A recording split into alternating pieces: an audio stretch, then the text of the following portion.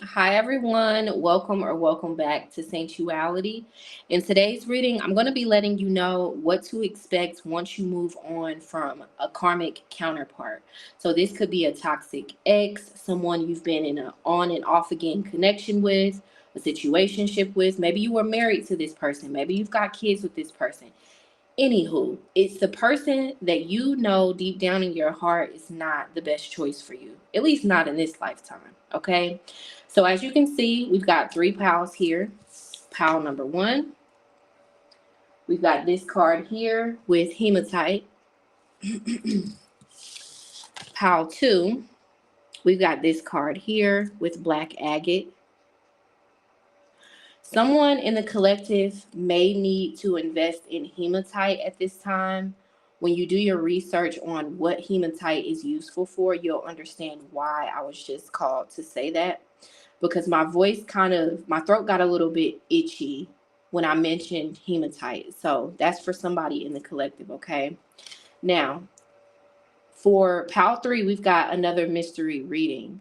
So if you feel called to watch this pile as well, please do. Maybe there's a juicy message in it for you, okay? But without further ado, let's jump into your pile.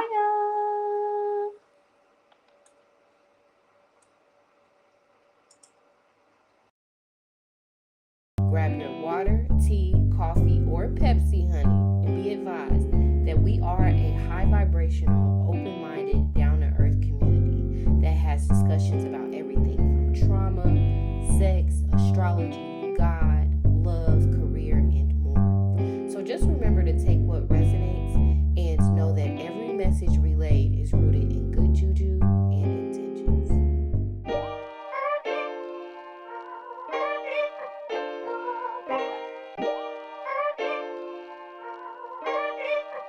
May every toxic projection, energetic thief, unwell wish, hidden enemy, evil eye, and any other form of negativity be expedited to sender, and may it never return again. Amen. Ashe.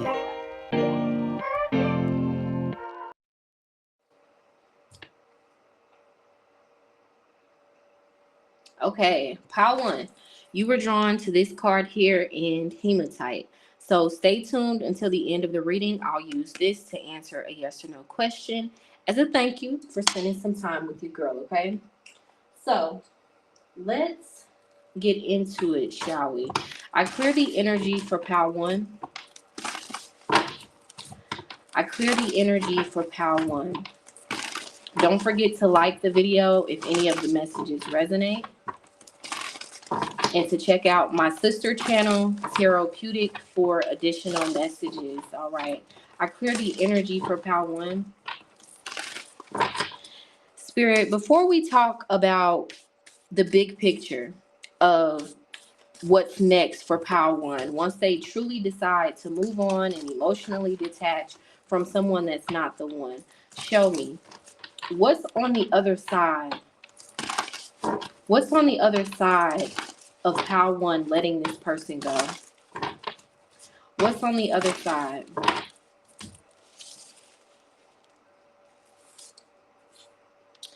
So if you're under the age of 18, goodbye, skedaddle, get out of here, okay? We do have card number 30, sexual freedom. So what I'm seeing is what's on the other side is not only are you going to find someone else, and we'll talk a little bit more about that throughout the reading, but you're going to find someone that let me formulate this energy into a clear, coherent sentence.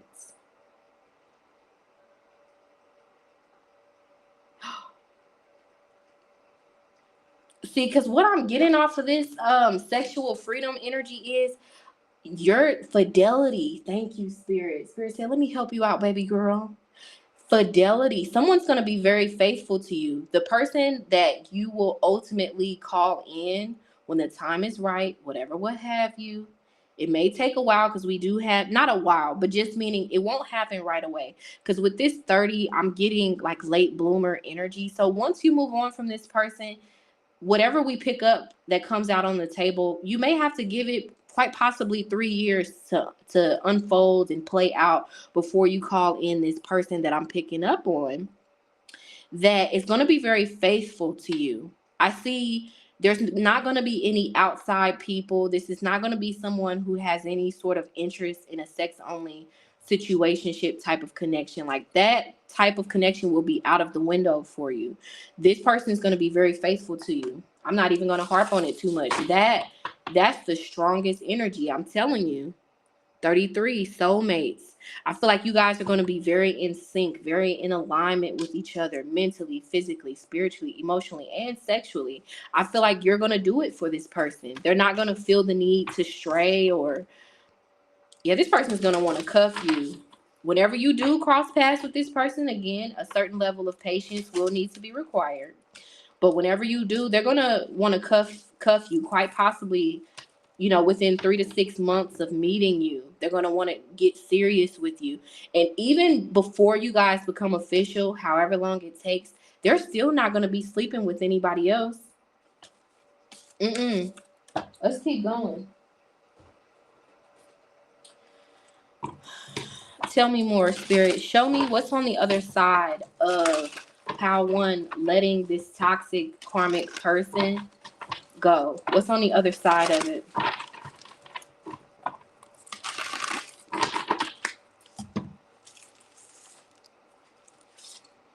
Ooh, we've got Diablo energy, temptation. So, this is even giving that kind of sexual, carnal, sacral chakra energy as well. So I'm telling you, your search for love is going to be over.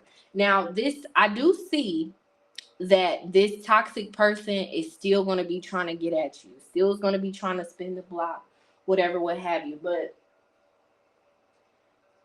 I feel like your needs and your wants, your desires are going to be fully met by this other person. But I still see this past person, this toxic person, pining after you. So also, on a big picture level, this toxic person will not be able to move on from you. No matter how many people they sleep with, no matter, how cold they try to be, even if they move way across the globe, they will not be able to get over you. Because for a lot of you, even though this person may be cold, heartless, may have really broken your heart into a million pieces, you are the love of this toxic person's life for a lot of you. And they will not be able to move on. They will be forced to see you move on, though. That's part of their love karma as a result of the history that they've created with you. The karma that they've racked up in the ethers based on the way that they treated you, based on the way that they handled you, not even just in this life. Y'all know how it goes on this channel. We're very past life friendly, okay?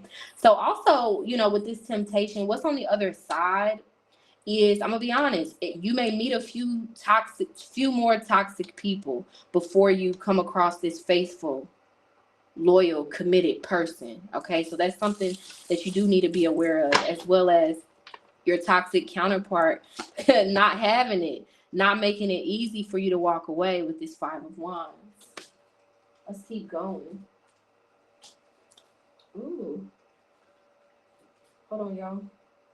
Cards spilling everywhere. I clear the energy for Pile 1.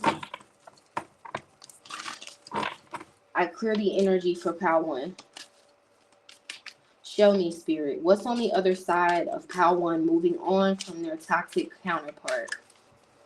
Despite any efforts to get them to stay with them, what is on the other side of Pile 1 letting go of their karmic toxic counterpart?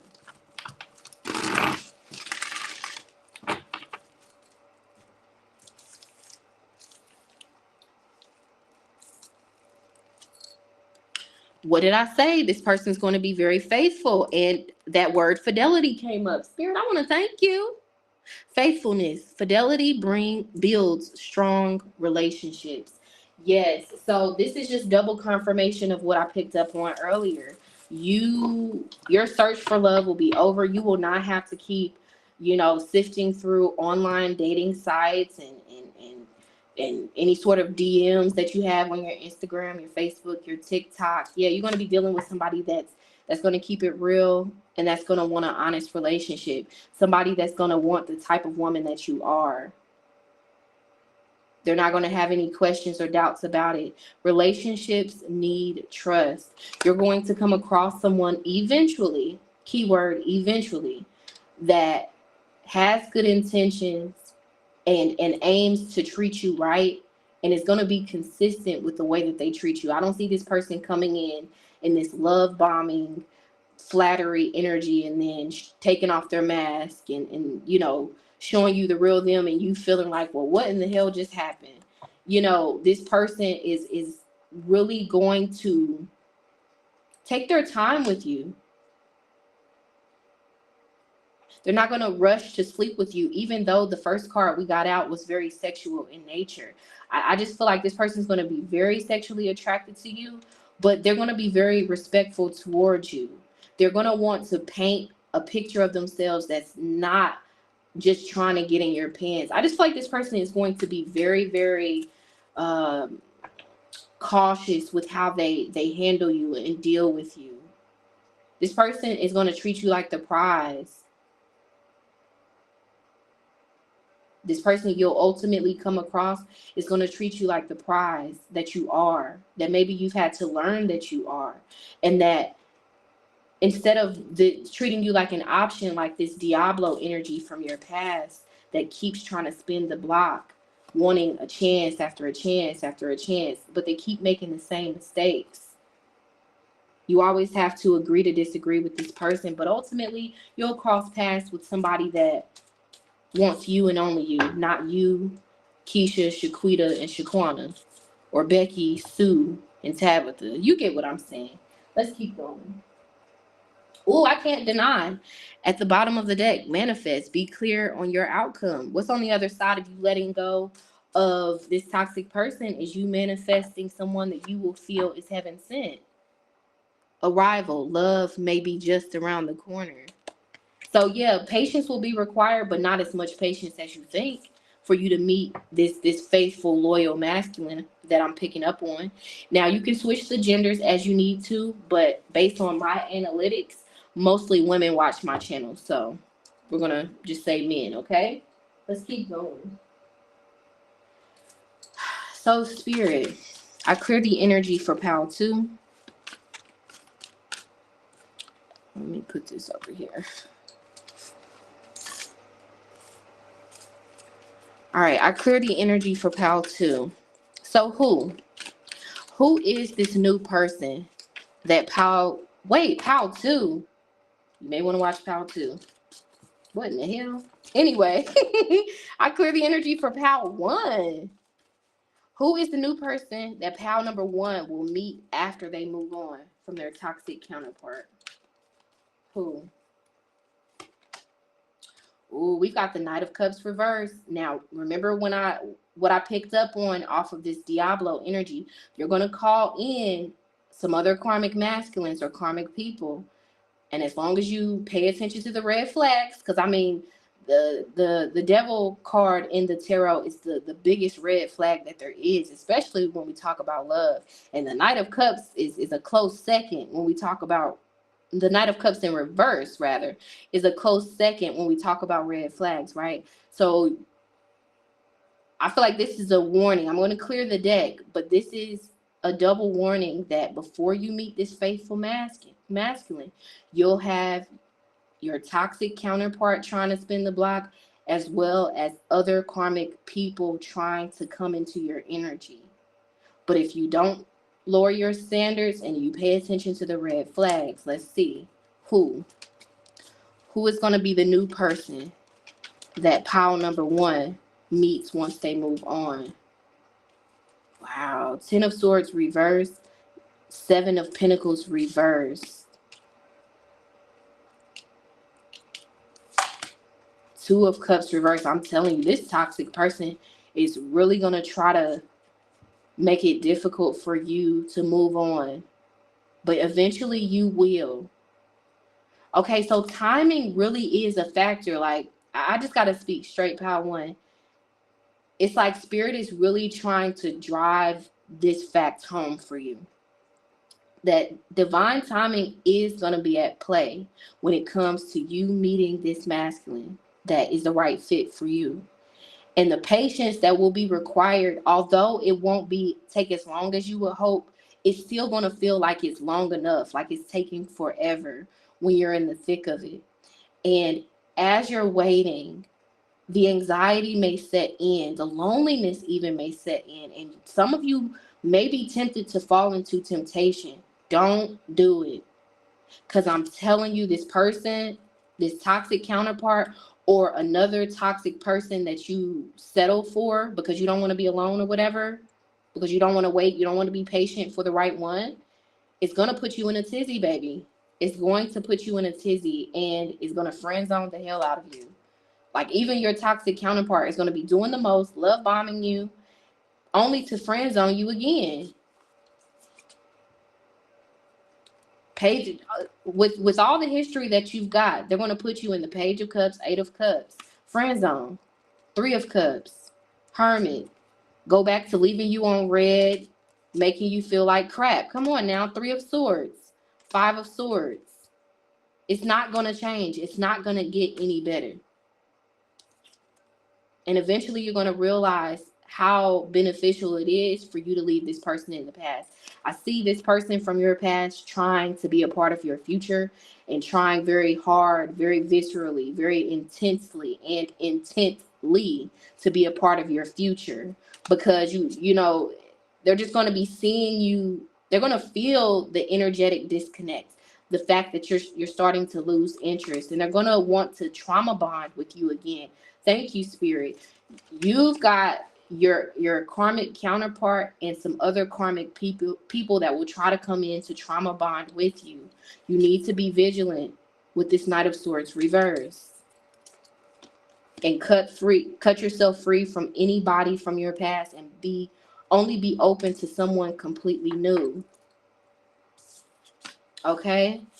Who is this new person that Power One is supposed to meet, Spirit? Who is this new person? Ooh, Justice.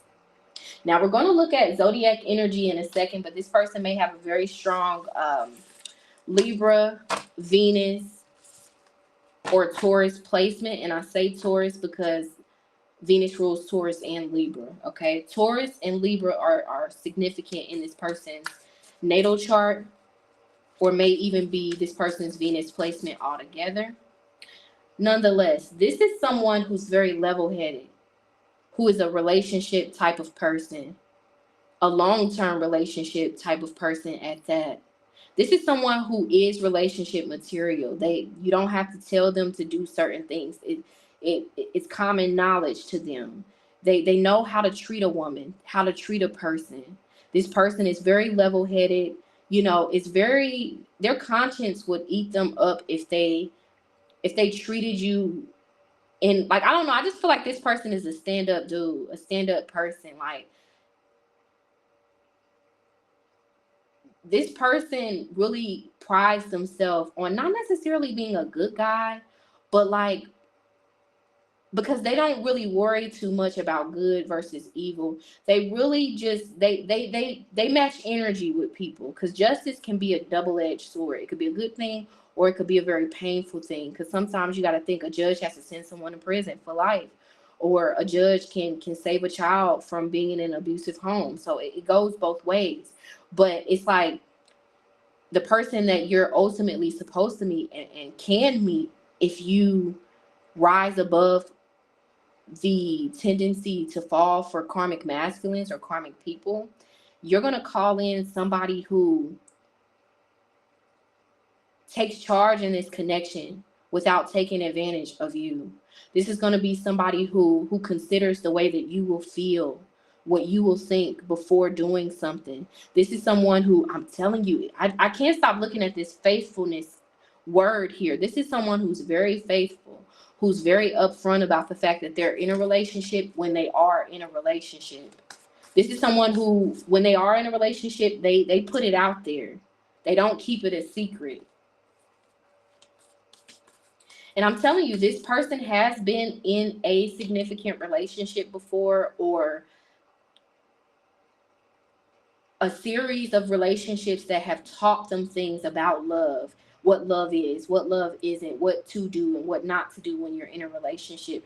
I'm telling you, this is someone who is going to want to cuff you, is going to want to make things official. I mean, justice, I'm thinking of court documents, official documents. It's somebody that's going to want to make things official with you. Somebody that's going to have your back with this 9 of Wands. You're not going to have to deal with certain things alone. Whether it's as little as taking out the trash or as big as, you know, beating somebody up in Walmart or something. Like, I don't condone violence, but, you know, you get what I'm saying. Like, this person is with the ish. All of it. Up and down. Left and right. Top to bottom. All of it. They with it. This is someone who loves hard. Okay, and this is someone who is a fierce protector as well. This is someone who's very protective over people that they love. But if they don't love you, if they see the bad in you, they see that you're no good, they could be as cold as ice. But for those they love,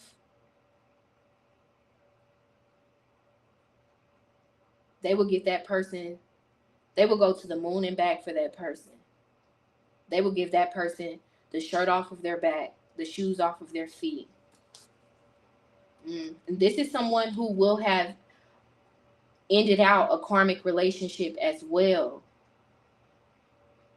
And is going to be someone who wants the same thing that you want out of life. This is going to be someone that you're going to see eye to eye with. You're going to have a lot in common with this person. A lot in common with this person on a human being type of level. You guys are going to share the same mindset as well about things. Ooh, excuse me. I clear the energy for Pile 1. Show me the zodiac energies of this new person that Pile 1 will meet after they move on. For real, from their toxic counterpart. Despite any efforts to get them back, once they move on from their toxic counterpart, show me the zodiac energy of the person that they will meet. So again, I'm picking up on that Taurus energy. Could also be a Capricorn or Virgo. Heavy on the earth energy with that Saturn coming out. This person may have a prominent Leo placement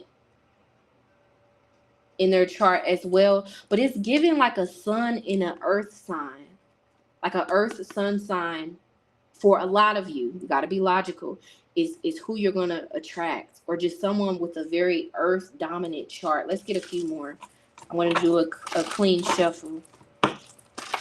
So Libra, Taurus, Virgo, Capricorn, and Leo so far, Spirit. 2 more. This is an aspect. Confirmation on the Leo. Aspect. 1 more sign. Pisces. Okay, I'm going to go ahead and leave. I'm going to leave Pisces on the table. Know that one of those signs that came out could also be your sun sign, as confirmation that this is your pal, and this quite possibly will be your fate for some of you in the year 2025 even. Okay. But I have a strong sense that Pisces is in this person's big 3.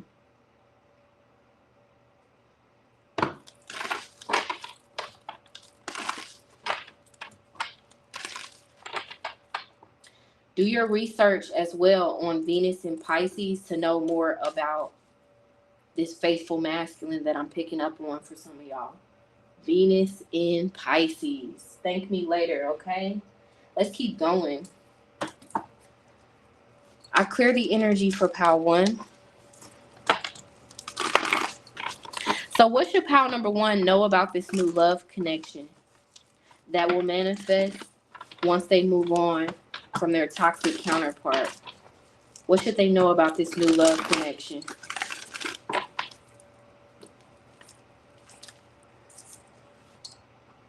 Reconciliation. Someone from your past is returning to your life. You're not going to want this person or anybody else from your past. You're not even going to think. They're going to be a figment of your imagination, if that. If that. And y'all see how my hand, it's like my hand was like, we're trying to get your attention, because I was mindlessly doing this, right? But something told me to pick up this card. True love. This is the romance of a lifetime. I told you, you're not going to want anybody else from your past. And this masculine isn't either. You both are going to feel like each other's long lost loves. I'm telling you. You both are going to be glad that you gave new love a chance. A new person has stirred your romantic feelings. Baby, you both are going to feel like not only that you manifested each other, but that you both have found the one. This could be the one. You have already met the romantic partner you seek. See, I'm getting this in the sense of what I just picked up on.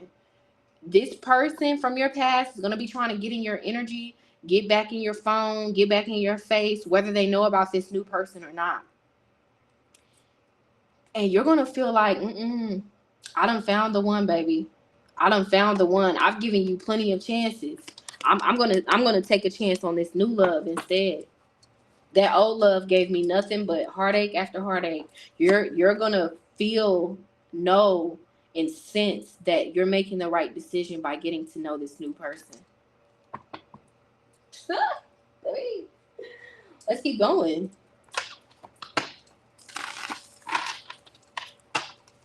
I'm glad I drank my alkaline water. Oh, beautiful. Mutual feelings.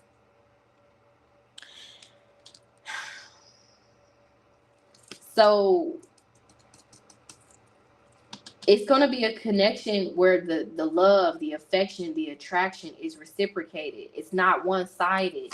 Enjoy quality time. You guys are going to be attached at the hip in a very healthy way. I feel like you guys are really going to inspire each other to like maybe drink more smoothies, take vitamins. I see you both like being a source of inspiration to both of you guys being healthy. I see both of you guys as inner childs feeling free with each other. I see y'all laughing a lot, like belly laughing, snorting when you laugh type of laughter. I see you guys like, this is going to be, thank you, Spirit. This is going to be, for some of you, the first masculine, the first person, whoever, I don't care who you date, who you sleep with, the first person that you truly feel 100% comfortable with. No makeup, cellulite showing, naps on the side of your head, just at your complete worst, this person's going to love you down, love you deep. This is the type of person, type of masculine that like will really take care of you if you get a cold, or even if you get like, God forbid, like really, really ill, like with some sort of an illness or something.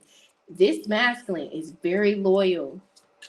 Very loyal. When we talk about this new love connection, it's like it's a complete 180 from what you're used to. You're not going to feel like an option anymore. Look at this King 1. He's going to put you first. He's going to treat you like the queen that you are. He's going to put you on a pedestal, and he's going to keep you up there. For some of you, you may have a family with this person. This could mean you giving birth to another child, or if you already have children and they have children, a blended family type of thing. But this person is not just going to be around for a good time. They're going to be around for a long time, and they're going to bring a lot of joy and affection into your life. They're not just going to be a man in your life. They're going to be a friend to you as well. Absolutely beautiful. And I'm telling you, he's going to have your back through thick and thin. I just heard, nobody wanna see us together, but it don't matter no, 'cause I got you, babe. Yeah, he's gonna have your back. You're not gonna need anybody else. You're not gonna need anybody else. He's gonna be your ride or die. For some of y'all that are ride or dies, for people who will walk away from you in the drop of a hat, this person's gonna be your ride or die. This person's gonna be extremely loyal to you.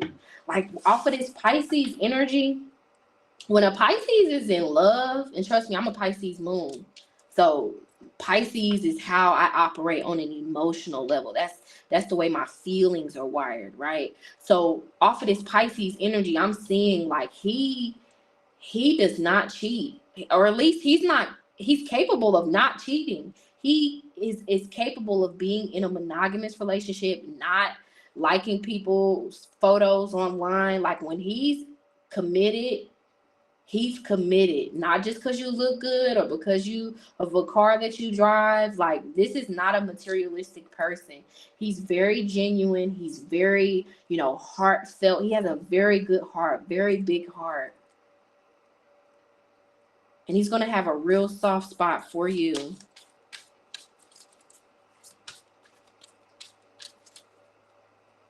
Oh my goodness. He's going to be your backbone, your rock.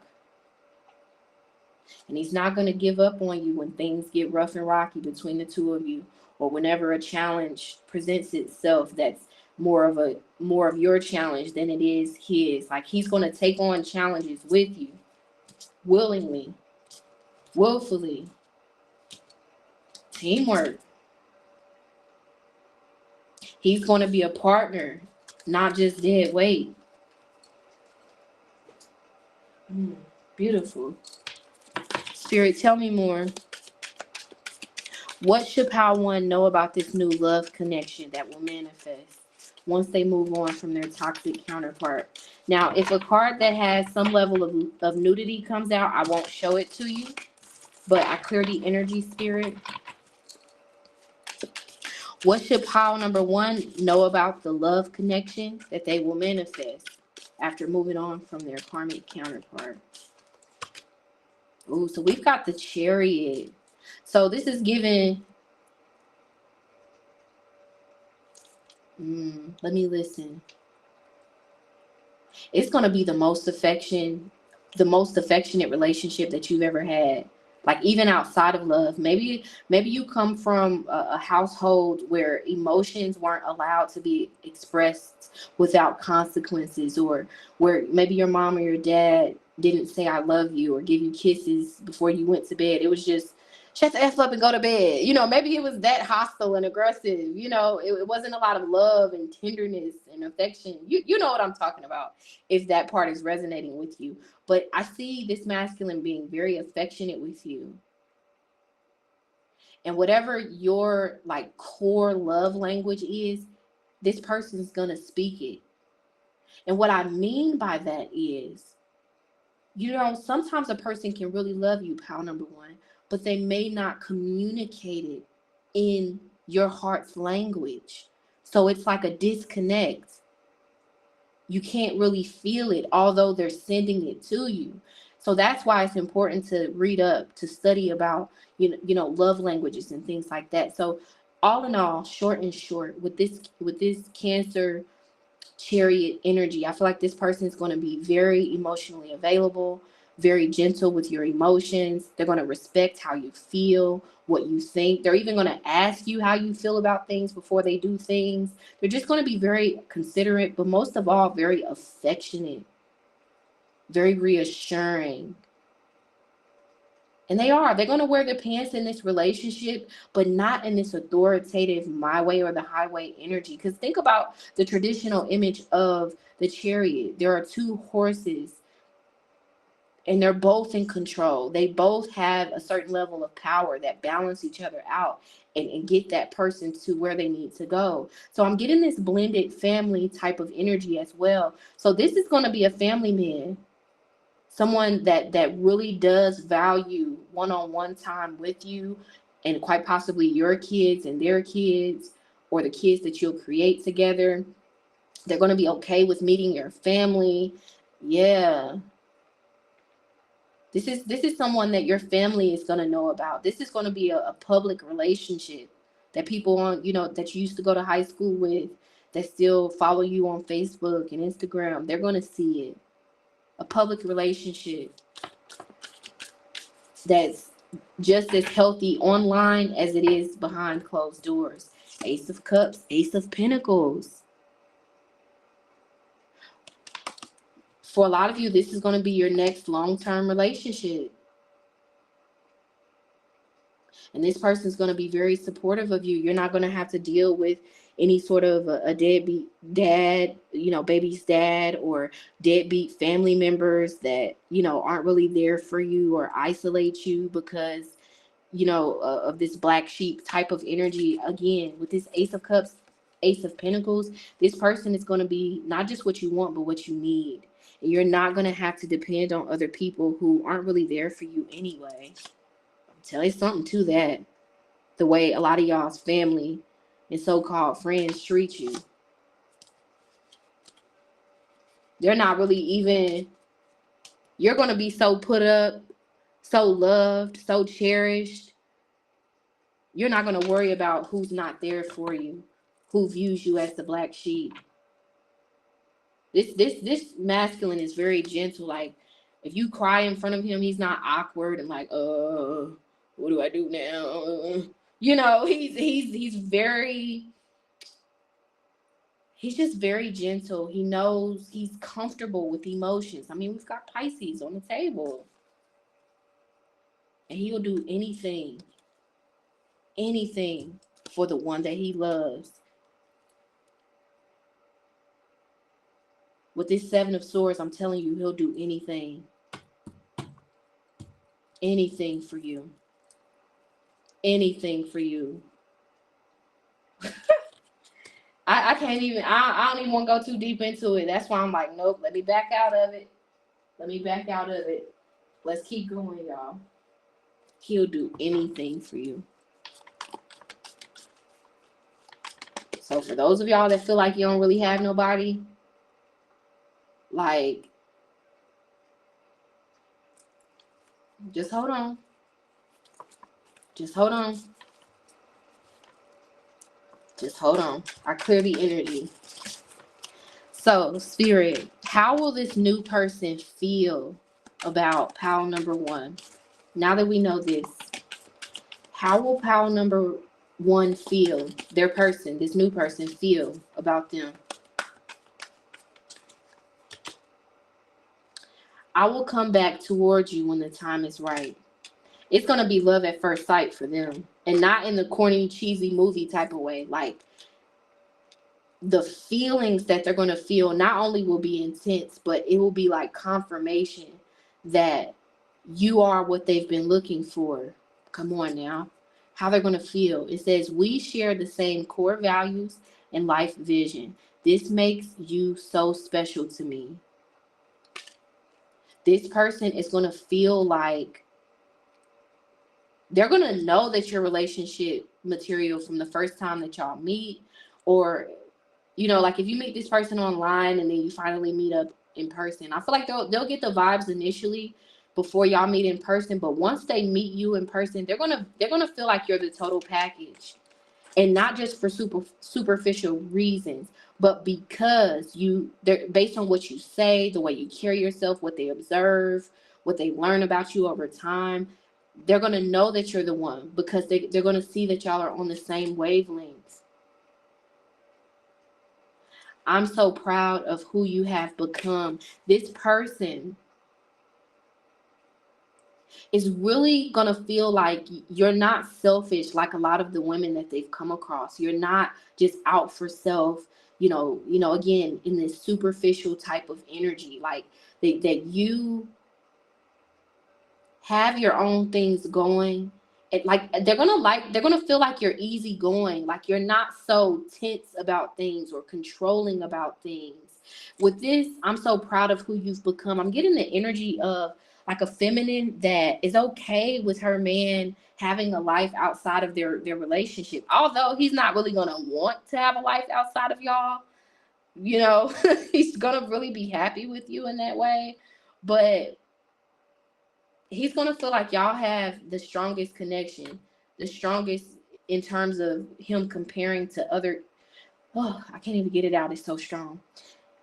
In comparison to his other connections, he's going to see, think, and realize that he's never felt that intense level of emotions for another person, no matter how long he was with someone else. The way that he's going to feel about you early on, overall, is really going to let him know that this is something different. He's going to feel like you're different, but this refreshing type of different. It says, I realize that I will never have such an authentic connection with anyone because you are unique from everybody else that I have ever knew before. So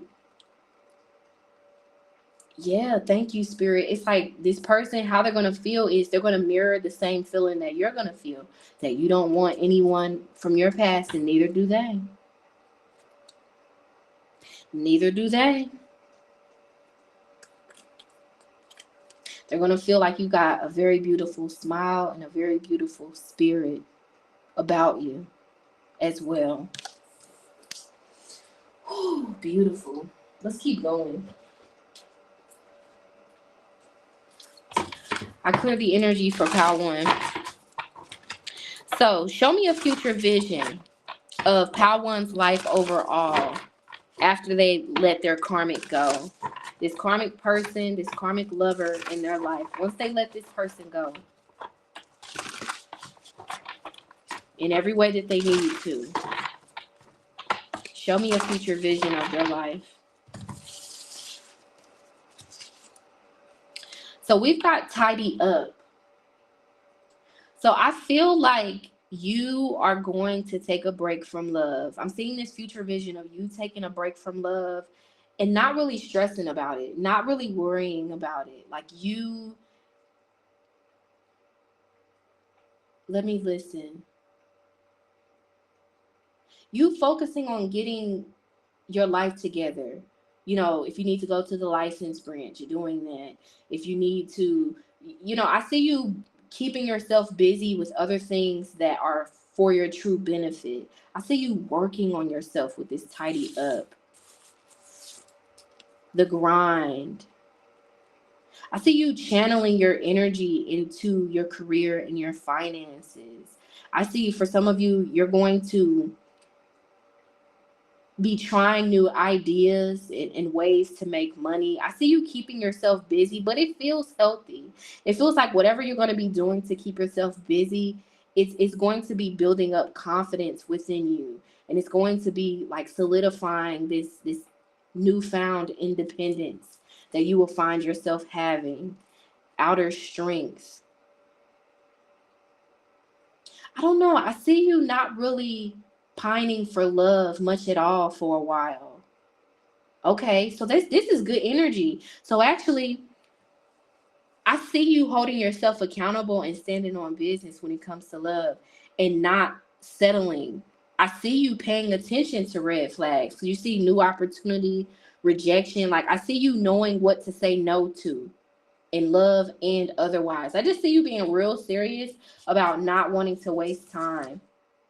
Awakened. Okay, so you're going to end up going through some sort of spiritual awakening, whether you view yourself as, a spiritual type of person on an everyday life type of level or not. I'm seeing a spiritual awakening. You're going to go through, which is really a transformation of your life, of your mind, of some area of your life. An area of your life will be transformed in this big, bold, beautiful type of way. And it's going to lead to you being okay with being single. I see you not being as anxious about being single or worried about what's next. I see you being in this surrendered, letting go, letting God, letting it be. And I see you not being as tempted to fall for this person's this karmic counterpart's games or tactics to get you back. I just see you wisening up, wanting more and better for yourself as a result of some sort of transformation or spiritual awakening in your bag. How beautiful. I'm going to leave this one on the table. I see you being in your bag and quite possibly in your own world, in your own bubble. And that being refreshing for you, that being healing for you, because once you let this person go, it's beautiful. I don't see you trying to replace this person like maybe you have a tendency to do. Some of you have a tendency to get over someone by connecting with another person. I see that you're going to be in this cold turkey type of energy towards love, and instead focus on your money and your career, and channeling whatever feelings or heartache or disappointment that you have into a certain level of abundance or just more money altogether. So you may want to watch the mystery reading. I'm not going to say much, but I will say that. Okay, let's keep going. Tell me more. Show me a future vision of Pile 1 once they really disconnect from their toxic counterpart.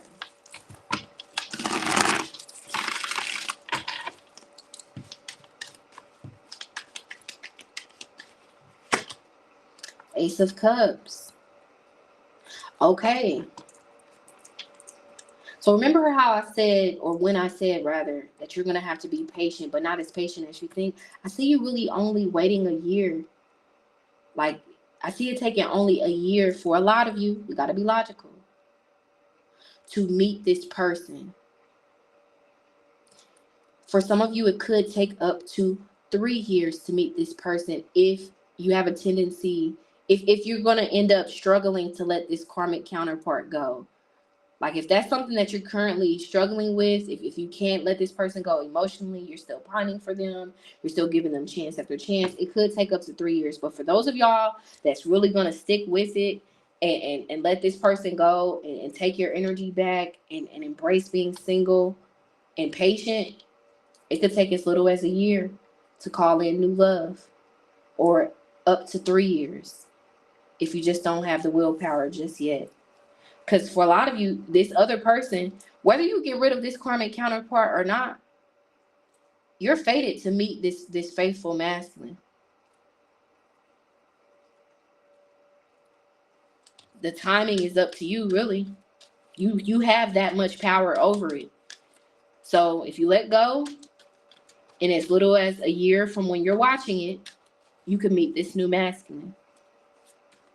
But if you procrastinate and you keep going back and repeating cycles, okay, thank you. If you fall victim to this person's mind games and love bombing, whether it's this karmic counterpart or another karmic counterpart you will call in and fall for, if you fall for a karmic energy, it may put you in a 3-year cycle, which is why it would take so long for you to meet someone new. But if you don't fall for this person's crap and you embrace being single, 1 year. I feel like you got it. Let's keep going. But don't fall for this karmic masculine. He or this person in general is going to break your heart 10 times more than they did before. 9 of Wands, 3 of Swords. That's very like debilitated energy. Anxious, lost energy. Knocked upside the head with sadness energy. Don't do it. Don't do it.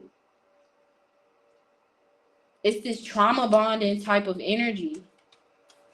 You're going to be tested. This karmic masculine, this karmic counterpart is going to test you as you're trying to move on. But if you fall into temptation, you will only trauma bond and get your heart broken 10 times worse than they have already done. Embrace being single and just getting your money, Queen of Pentacles. Especially for my Taurus, Virgo, and Capricorn, Sun, Moon, and Risings that are watching this pile, your 10 of Cups can happen in as little as 1 year. if you just raise your standards and embrace being alone for a little bit longer. Let's keep going.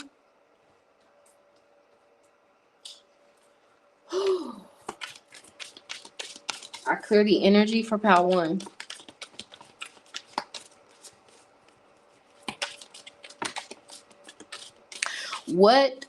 Tell me more about what pile 1 should expect after they move on from their karmic counterpart.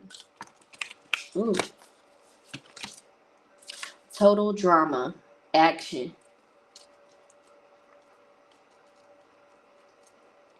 So we've already established that this karmic counterpart is going to try to keep you entangled and bound to him. It says convoluted justifications, caught up in trance.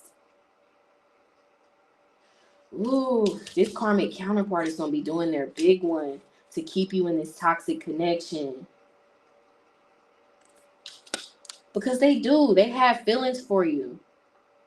And I told you, for a lot of you, you are this person's one true love. Like, no matter how they treated you, they loved you, but they have a warped sense of love, and this is why you got to move on. This is why this person is not going to be able to accept the fact that you're trying to move on and kick them to the curb. So I feel like I'm picking up on a lot of y'all that may have kids with this person, or some sort of a stronger tie than just y'all were dealing with each other for a couple of years. Like, there's something that may tie you to this person, a child, a marriage, or just maybe this is your first love as well, whatever would have you. But this person is not going to change anytime soon, but they may do a really good job of convincing you not to kick them to the curb. Just know that this person is going to be doing their big one, saying all that they need to say, kind of in this bargaining energy that a narcissist can get in when they don't get their way. But for a lot of you, you are going to kick this person to the curb. It may take you a few tries when we talk about what to expect once you move on. Some of you may backslide a little bit. Yeah. The loneliness, the feelings may be just a little bit too much. Ooh. Check out the song that will be linked in the comment section. Hold on, let me write it down. Oh, my pen. Hold on, sorry, y'all. I got to write it down because I will forget.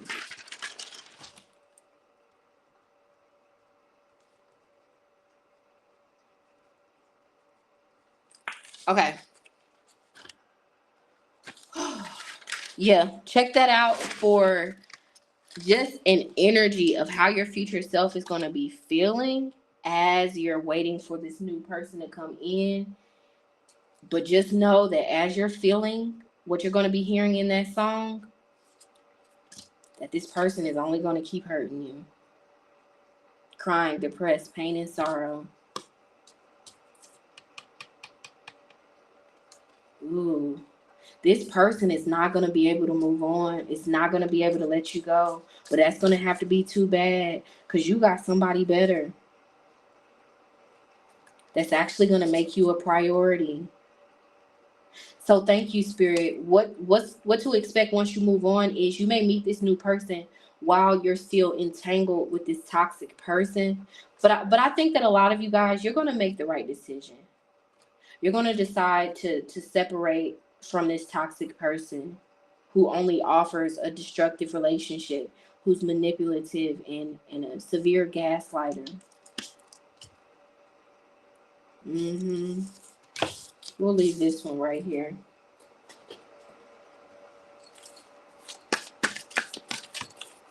What should pile number 1 expect once they move on from their toxic counterpart, their karmic counterpart?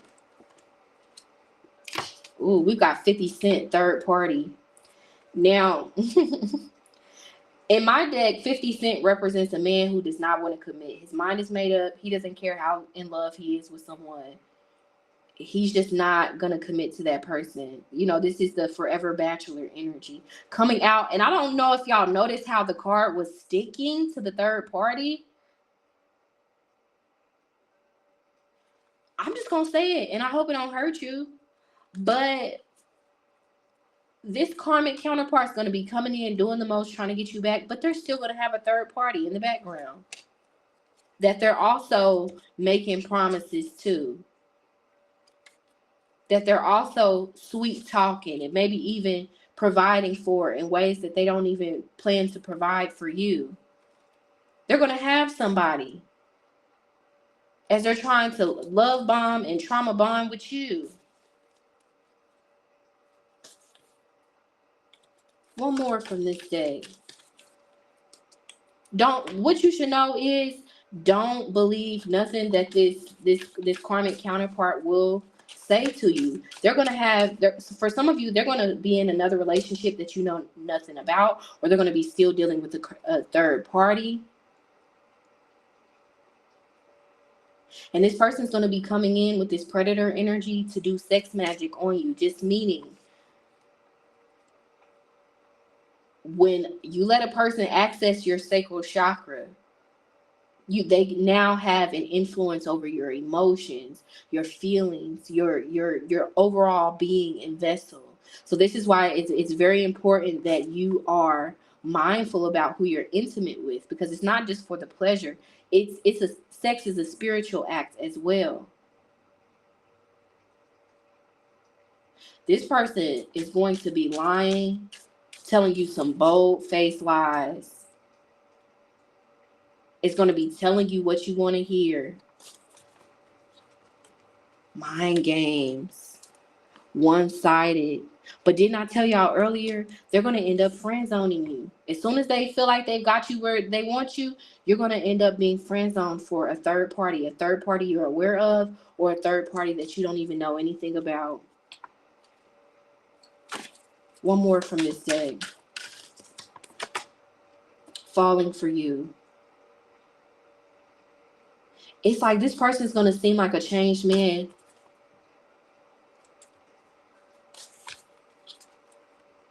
For some of you, this is your child's father. But he's still going to stay in deadbeat energy. Take what resonates on that. He's not going to be around.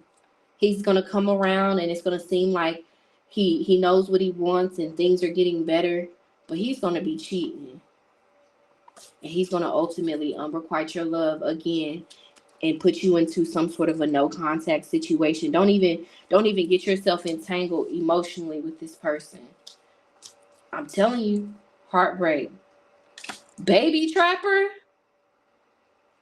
For some of you, this person may try to get you pregnant in order to keep you from moving on.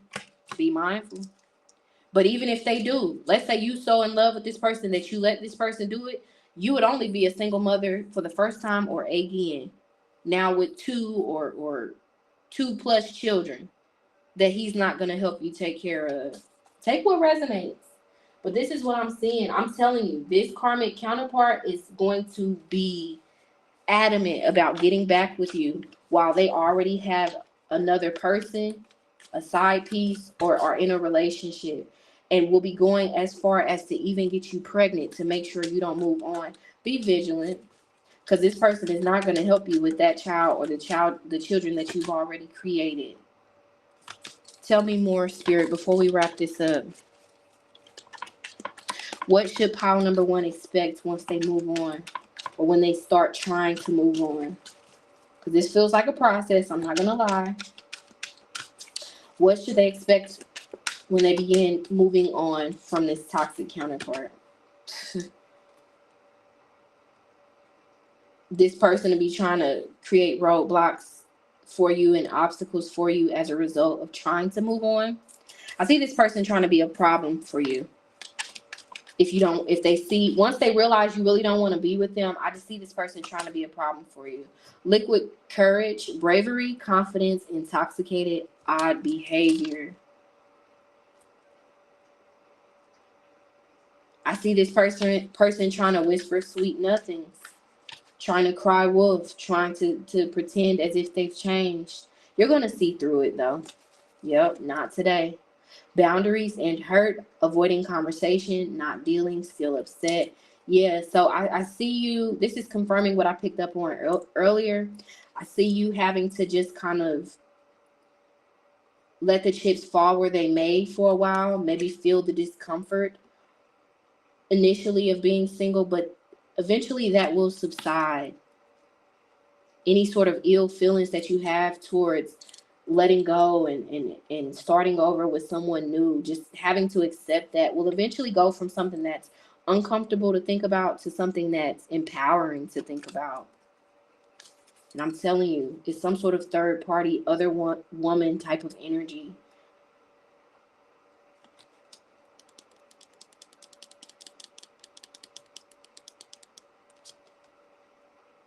that comes along with this toxic counterpart. And your heart will be telling you that. And your mind at times will also be telling you that you can't find anything better based on the trauma it has experienced. But listen to your heart instead. One more. Single, alone, isolation, lonely, guarded. You're only going to be single for a short while until you call in your next relationship. A committed relationship at that. And eventually, with this grass is greener energy, you're going to find that the grass was greener while your karmic counterpart realizes that it wasn't for him. By you embracing somebody new, the grass will be greener. And that's going to be your experience while your karmic counterpart is wanting to get away from this third party that they put you in no contact for, that they, chose over you, whatever. It's like they're going to want you back, but it's going to be too late. Ghosted, disappeared, silenced, ignored, rejected. So when this new person, thank you, Spirit, when this new person comes in, kind of keep it on the low, because I feel like this person, your karmic counterpart, will try to cause problems for you and the connection if they find out about it, especially in the early stages. Okay, so just keep that in mind, all right? So as a final message, Spirit, what else do you want pile number 1 to know about this new connection that they've got coming in? As a final message, what do you want pile number 1 to know about the new connection they've got coming in? It's going to be lasting love. This is your true love. And look at the synchronicity, pile 1. True love, true love. Just meaning it's not superficial. It's not fake. It's not short term. It's the real thing.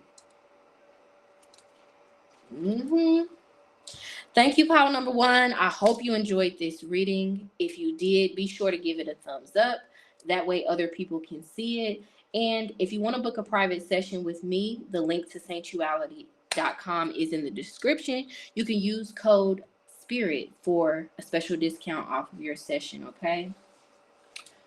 All right. So as promised, think of any yes or no question on your mind. In a second, I'll let you know. Yes or no.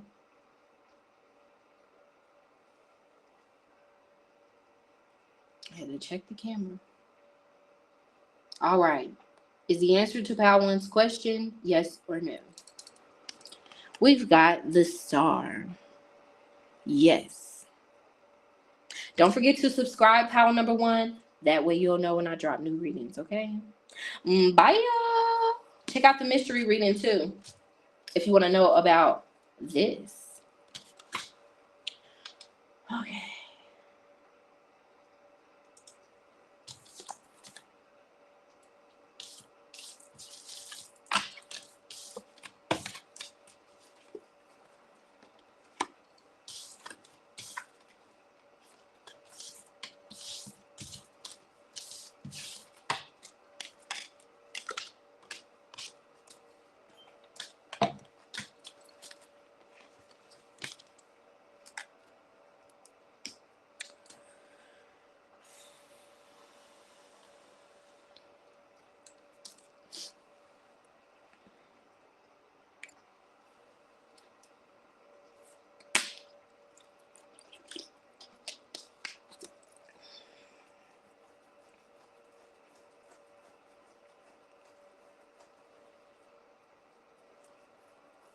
Testing.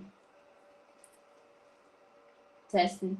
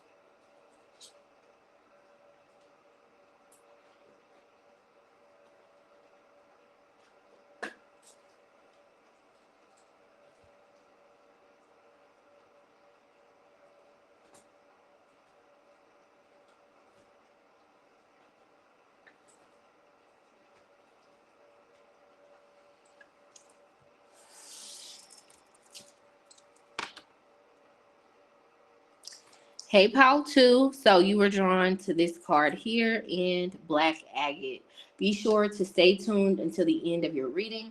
I'll use this to answer a yes or no question as a way to thank you for spending some time with your girl, okay? So let's put that to the side and jump right into your messages. I clear the energy for Pal 2. I clear the energy for Pal 2. Don't forget to like the video if any of these messages resonate, and check out our sister channel, Therapeutic, for additional messages. I clear the energy for Pal 2. All right. Excuse me. So, Spirit, show me what's on the other side of this toxic connection that Pal number 2 is currently in, or maybe even already trying to move on from. What's on the other side of it?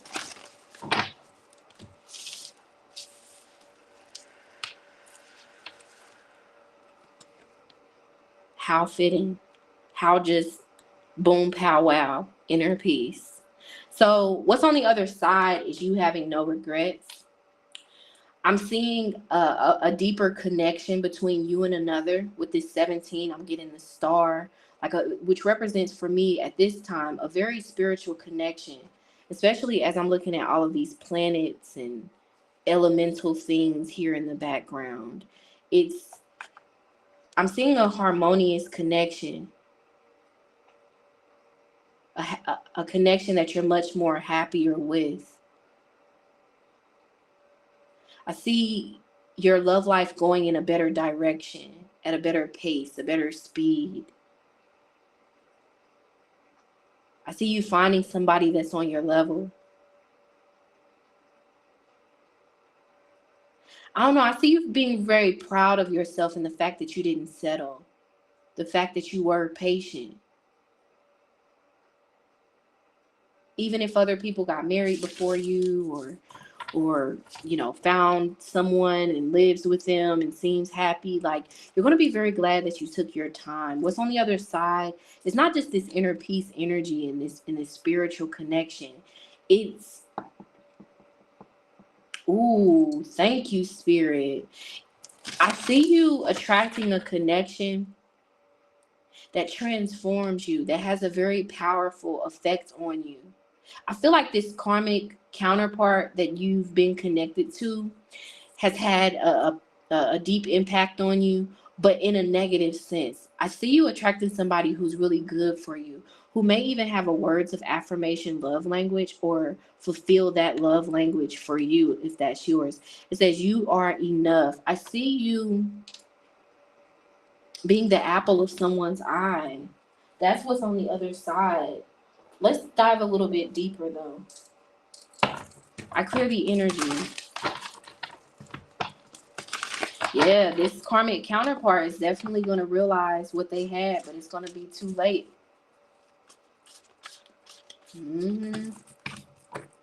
It's going to be too late. That soft spot that you once had, or may even still have for this person, is going to dissipate and not be in existence at all. I feel like this person is not going to have access to you. And much like I said in pile number 1, I don't see that for a lot of you, this person will be able to move on. They may end up getting into another relationship, or they may end up staying with like a third party that they may have chosen over you, but it's not going to last. I see you getting the last laugh, I'm telling you.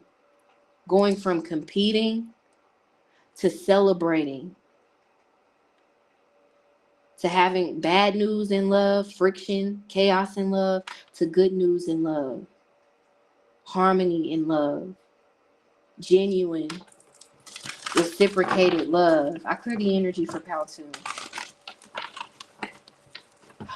Show me what's on the other side of this toxic connection for Pal number 2. What's on the other side?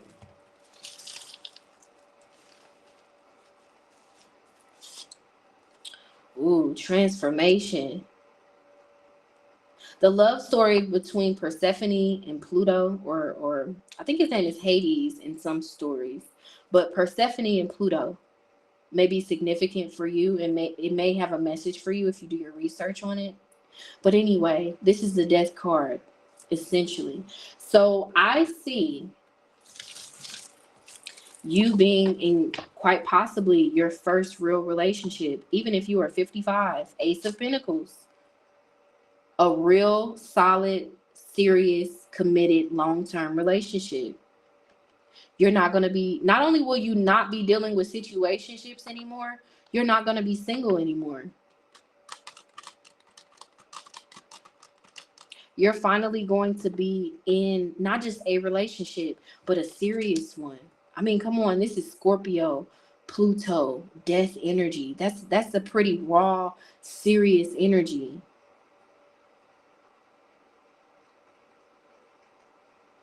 I see you being off the market, put up. And I'm telling you, this karmic counterpart is going to be hot.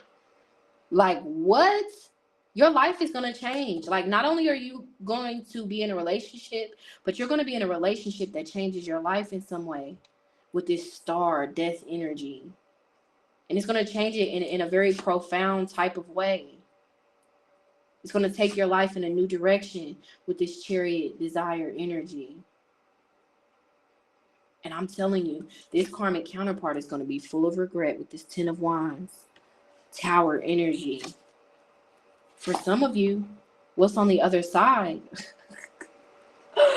of this karmic connection, this toxic connection, is marriage.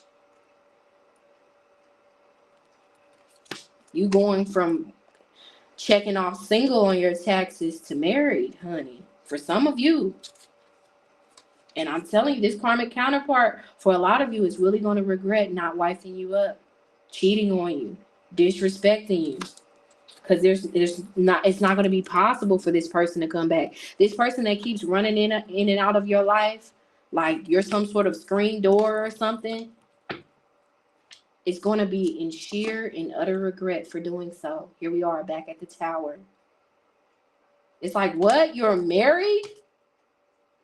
And not only that, you're not willing to cheat on your husband for me? It's me. And you like, I like what I got. You're going to be very satisfied, very much so at peace and grateful for what you got. This person, you're not going to forget how this karmic counterpart treated you, and quite possibly a child that you may share with them, or treated you as a result of somebody that they have a child or children with.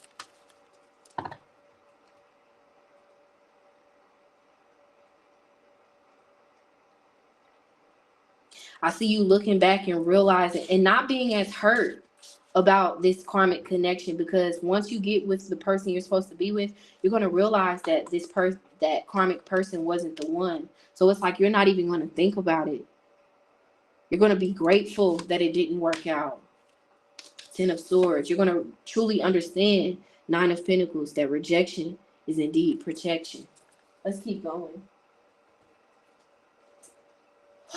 Beautiful. I clear the energy for pile 2. Show me, Spirit, what's on the other side of this karmic connection, this toxic connection that pile 2 is in, trying to move on from, or is fated to move on from. What's on the other side of it?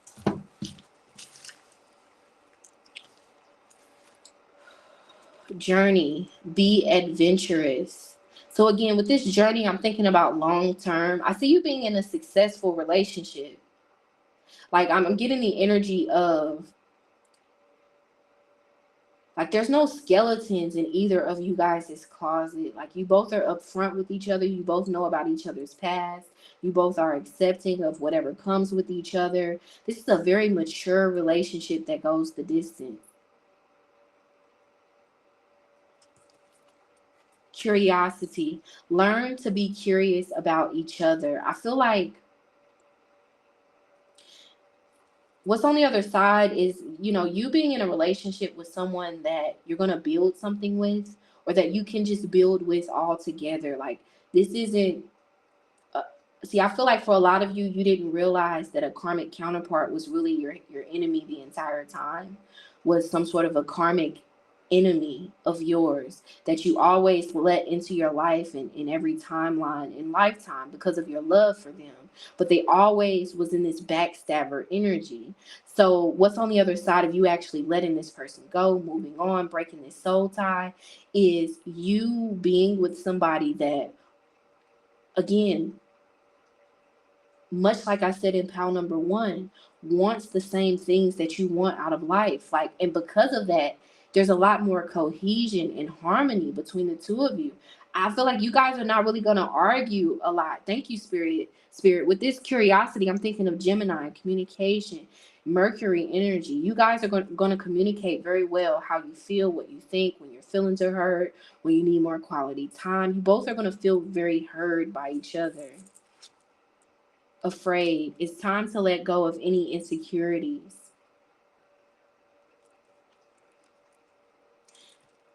You're going to find someone who doesn't betray your trust, who doesn't do all of this stuff to gain your trust just to betray it. Give me one more. We're going to leave this on the table. Reciprocate. Express shared feelings. You're going to end up finding someone who is just as interested and attracted to you as you are to them. Someone that meets your standards.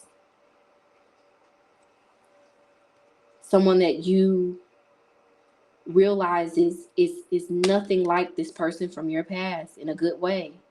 Expectations, have realistic expectations. You're going to find someone that meets your standards. You're going to attract someone that meets your new standards that you've learned to set as a result of some sort of a karmic connection.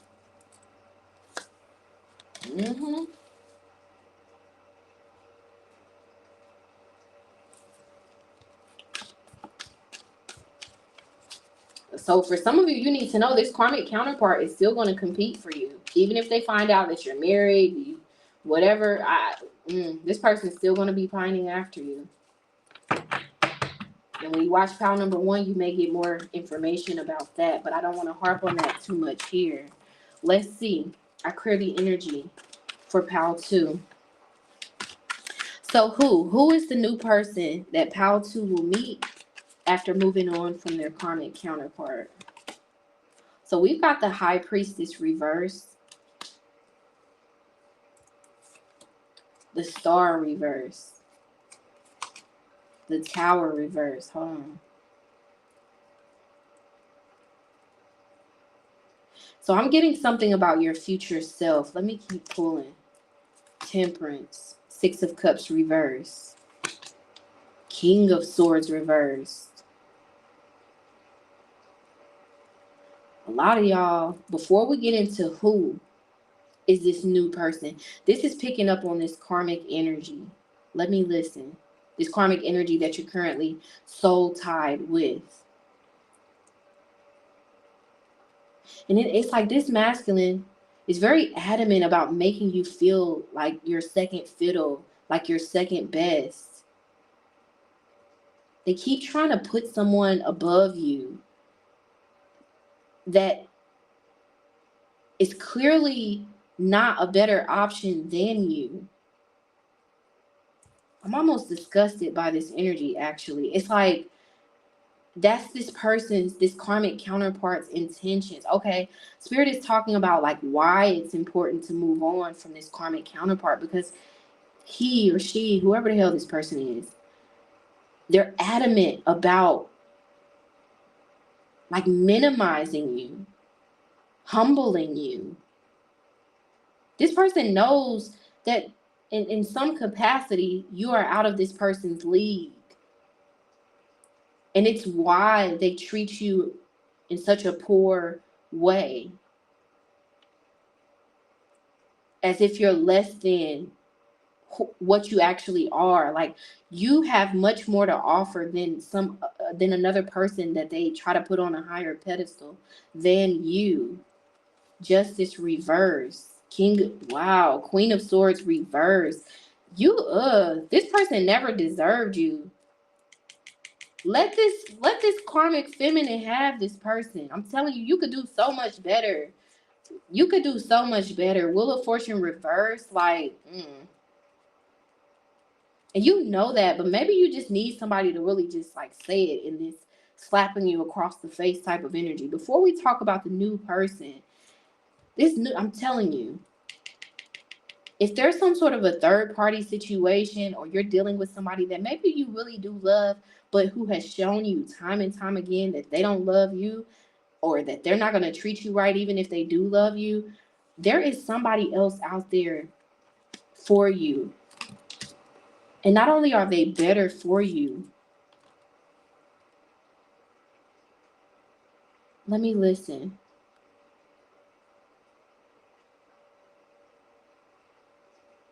Ugh.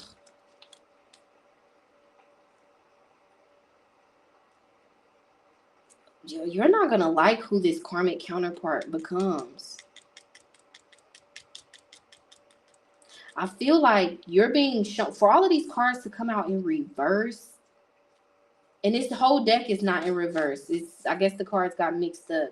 Yeah, some of them are upright. But anyway, this is like warning energy. You're not going to like, I feel like your future self, thank you, is trying to tell you that maybe you're in love with this person now, but your future self regretted choosing this person, settling for this person.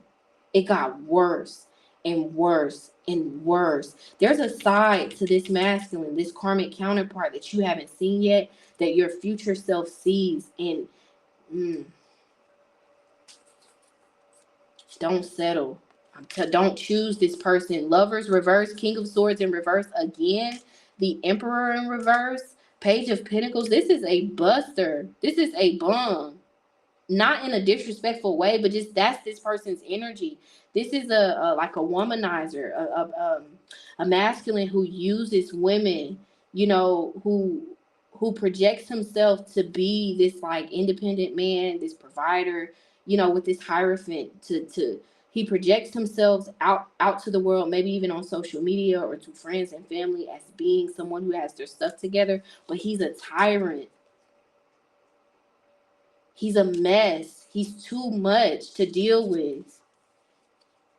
Your future self is telling you, don't let him be your problem. He's not your problem. He's got too many issues. Let him go. Your future self is even telling you, like, is interrupting this reading and is really telling you, lovers reverse, don't choose this person. Don't settle. Give your love life a little bit more time to meet this person we're about to pick up on. I feel like I just took y'all to church, baby. Okay? Woo! Page of Pentacles reverse. It's not worth it. It's not worth it. No matter how much love you got for this person, your future self feels like choosing this person was not worth it. I clear the energy. So for some of you, for that to come out so strong, your future self is saying right now, not just when I'm uploading it, at the time that you're watching it though, this is an important time for you to walk away from this person. We do have crossroad energy with this death Pluto energy on the table. Right now, you may not know that you're at a crossroad, that now is the time to start moving on from this person if you haven't already. Okay, who is the new person that pile number 2 will meet once they begin or actually move on from this karmic counterpart? So we've got the 8 of Cups. This is someone who has been single for a long time. This is someone who doesn't fall for people easily. This is someone who may have even gone through similar traumatic experiences in their childhood as you. Like, this is someone who has done a certain level of inner work. And because of it, it's why they're going to be in this serious, mature, committed energy towards you and this connection. I'm just getting this real strong sense that this is someone who doesn't give their heart away easily and will have been single for maybe even a couple of years. They're going to be 100% single. This is a one woman type of guy. Even if he has a history of being a player, which I feel like he does, because the Eight of Cups comes after the Seven of Cups, which can represent player energy, Don Juan, many options energy. Yeah. Five of Cups. This new person that you will meet,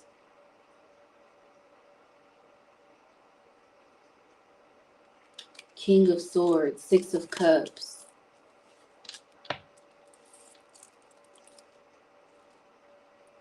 It's not going to take forever to choose you. Here we are with this star.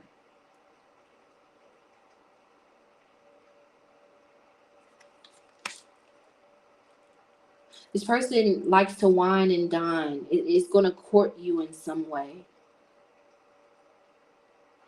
And this is going to sound light, what I'm about to say, but it's actually very heavy.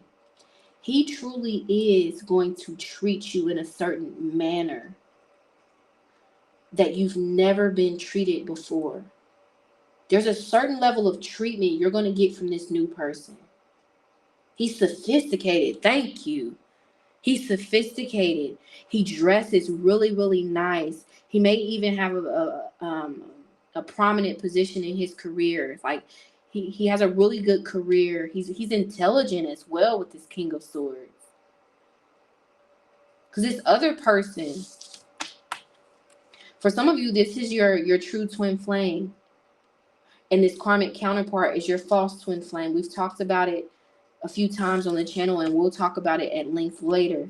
But for me to get the King of Swords reversed twice earlier on, and then now the King of Swords is upright, this is some sort of a true twin flame who can see through BS a mile away. This is a straight shooter. This is someone who's very black and white about things. They don't lie about things. They're very honest and upfront.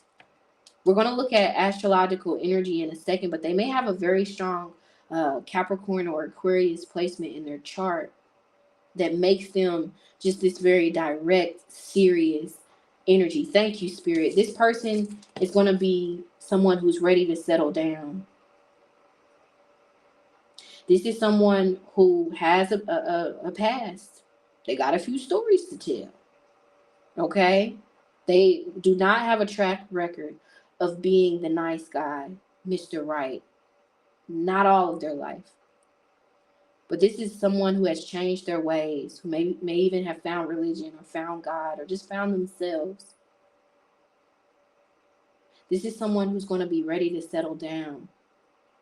This King of Swords energy is giving me, it talks about a lack of interest in feeble-minded things, low vibrational things. This is a high vibrational masculine who's going to want to settle down, who's ready for a serious and committed relationship. Here we are with death again, who knows what he's looking for and what he wants.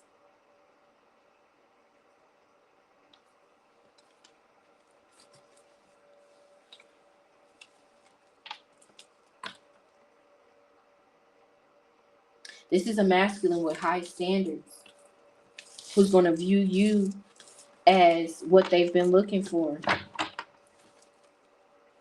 The Hermit, I'm telling you, is somebody who is 100% single and who quite possibly is not going to be looking for anything serious, but it's going to fall for you first. Like, even before you fall for them, they may fall for you first with this Page of Cups. Ooh, let's keep going, because I'm trying to not get too much too early on. But let's see, Spirit. Show me the zodiac energy, the astrological energy of the new person that pile number 2 will meet once they move on from their karmic counterpart.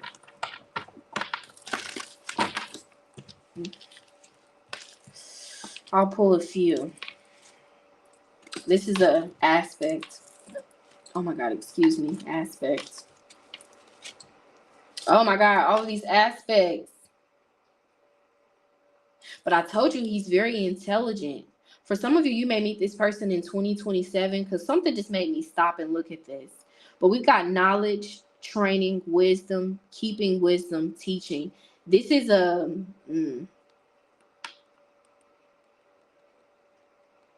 this is someone who used to be the life of the party that has embraced a more introverted way of life, or the introverted side of their nature and personality.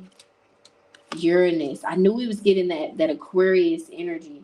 So this person, again, may have Aquarius in their sun, moon, or rising. Do your research on Venus and Aquarius to understand about this new person as well. This person also has Scorpio in their chart in a very prominent type of way.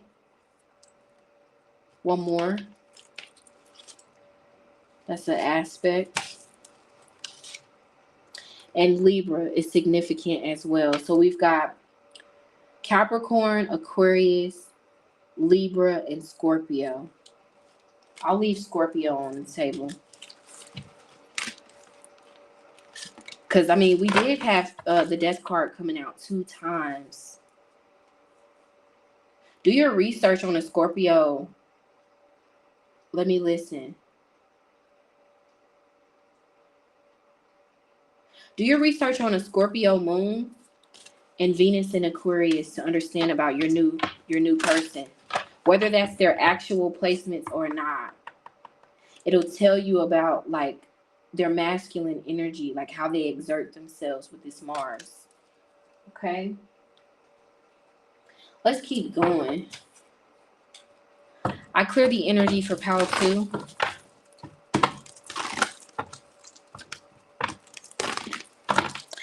What should Pile number 2 know about this new love connection that will manifest once they move on from their karmic counterpart? What should Pile number 2? Ooh, y'all see that card right there?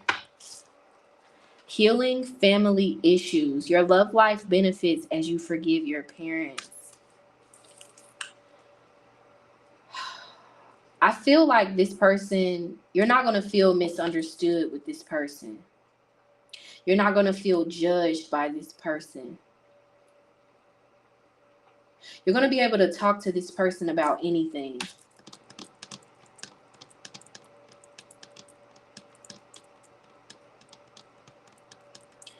I feel like this person is going to quite possibly be there for your children in a way that maybe their own father is not there for them.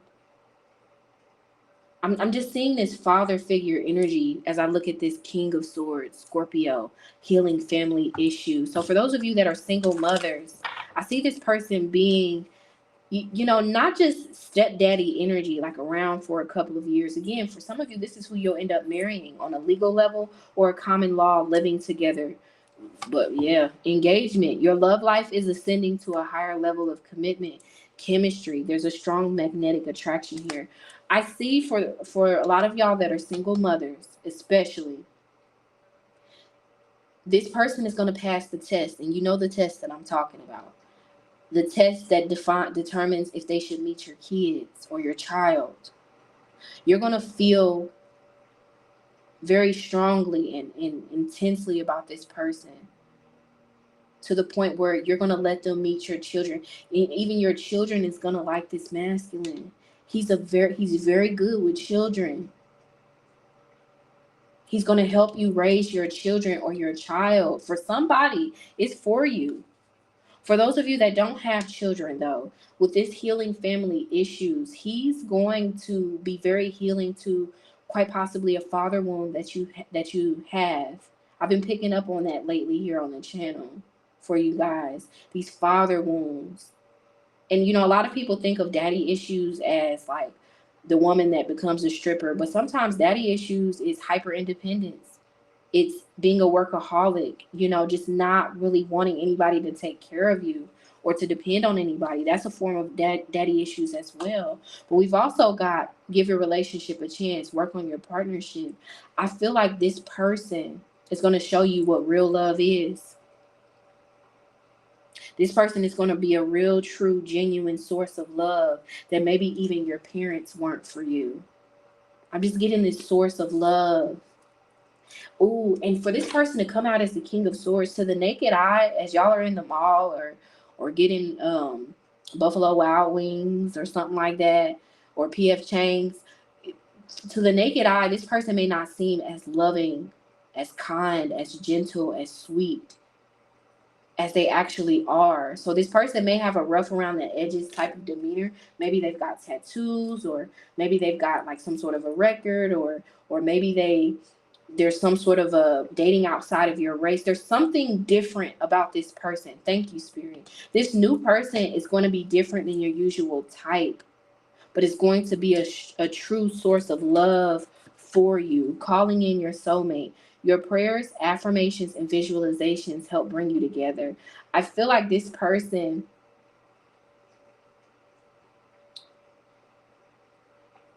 is very proactive when they have feelings for someone. This person is going to fall for you in this head over heels type of way. This person's going to let down their guard for you after years of being guarded with women, like just in general. Like, this is a masculine that no woman will be able to come to you and be like, oh, well, he was in my DM, or I dated him, or what.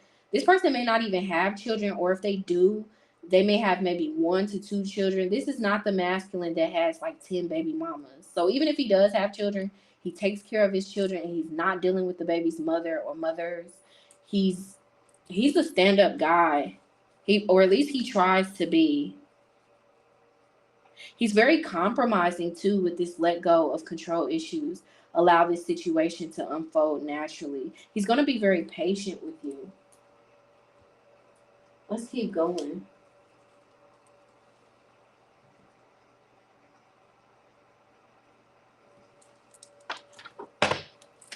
Hold on, let me check this.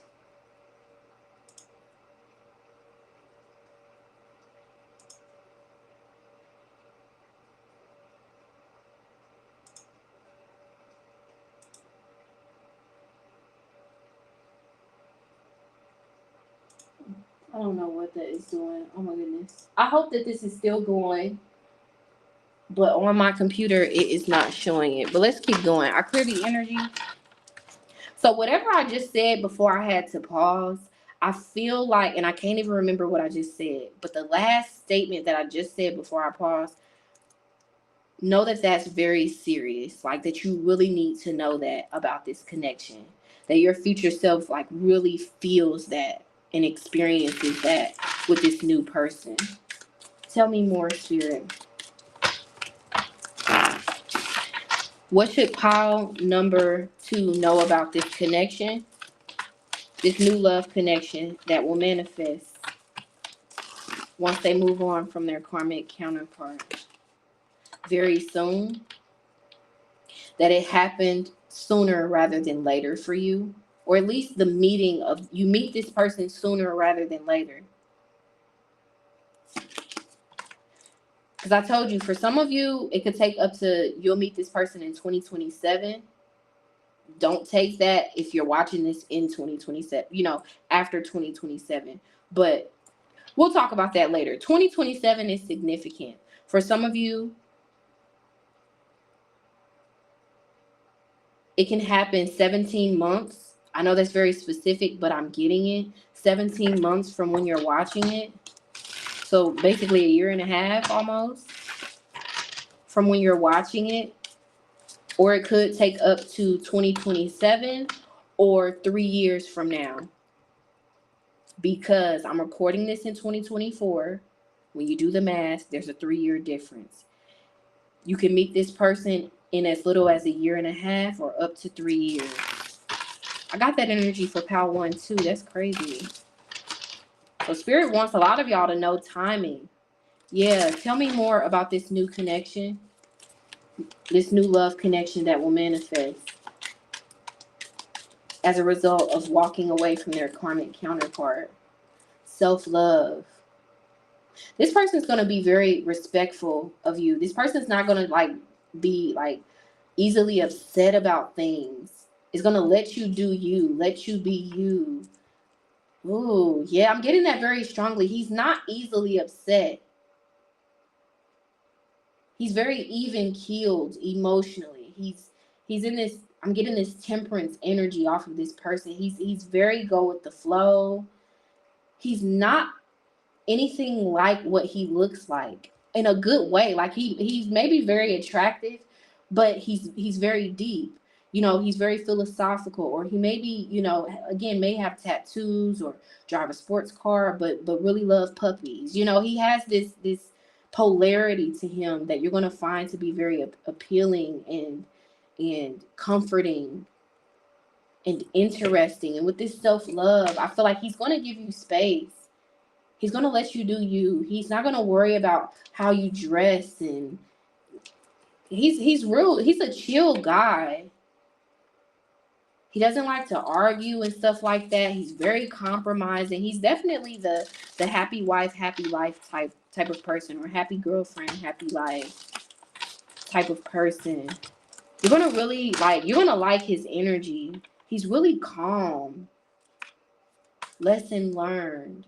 Another thing you need to know about this connection is it's not just going to be another lesson learned. Like, it's going to feel like a connection that is a reward after going through not just one karmic connection, but maybe a few karmic connections. Because we've got lessons, plural, learned.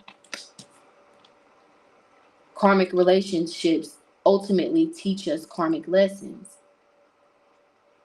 So this talks about like you breaking out of a cycle of only attracting karmic relationships. Like, this is going to be what you need to know about this connection is he's going to help you to come out of your shell, maybe even to be more spontaneous, or he's going to inspire you to check certain things off of your to-do list. He's very helpful as well. Like, he'll go get your pads for you from CVS. He'll cook, dinner if you're too tired, or you just don't feel like doing it all together. Yeah. His actions match his words. Love is a verb. Actions speak louder than words. This is someone that you're going to live with as well. You're going to go to sleep and wake up with this person. You guys are going to be each other's safety net and comfort zones, falling in love. I feel like you both will end up being each other's like first loves. I feel like you both have a history of maybe you've dated other people, but you've never really, as you look back on it on a reality type of level, you realize that a lot of those connections you were in was not love. And he's going to realize that about his past connections as well. So you both are going to see each other as each other's first love, no matter how old y'all are. Because that's how pure the connection is going to be. Blooming, family. And I'm telling you, for the single mothers that are watching, he's going to treat your children or your child like his own, whether he has his own children or not. And he's going to be the second half of a family dynamic that you're going to be proud that you've created. You're going to create a family, build a home, a life, a future with this person. And it's not one that is all smiles on the outside, but chaos, behind closed doors. Like, I feel like you both are going to be two people that people see are still together, even in old age. He's not going to want to leave you. He's not. You're going to be the apple of this man's eye. I picked up on it earlier. He's not going to want to leave you. They adore you. Man, I almost want to cry a little bit. This energy that I'm getting up off of this masculine. Like,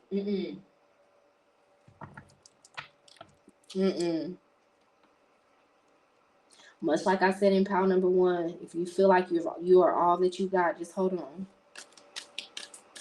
Just hold on. Pile number 2. I cleared the energy. One more. What should pile number 2 know about this new love connection that will manifest as a result of leaving their karmic counterpart behind? If there's a nudity card, I won't show it, okay? I clear the energy. Show me what I need to see. What should pile 2 know about the new love connection that will manifest? So we've got the High Priestess, Knight of Wands, 2 of Pentacles, the Hierophant. I knew I was getting that. Okay, so he's going to commit to you, like, quite possibly within a year's time of meeting you. Like, he's not going to waste your time. He's not going to play games. He's not going to waste time about committing. Queen of Swords.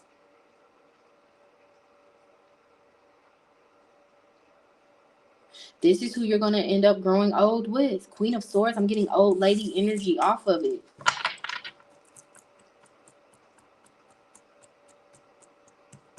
Wow. Queen of Swords, King of Swords. I just connected it.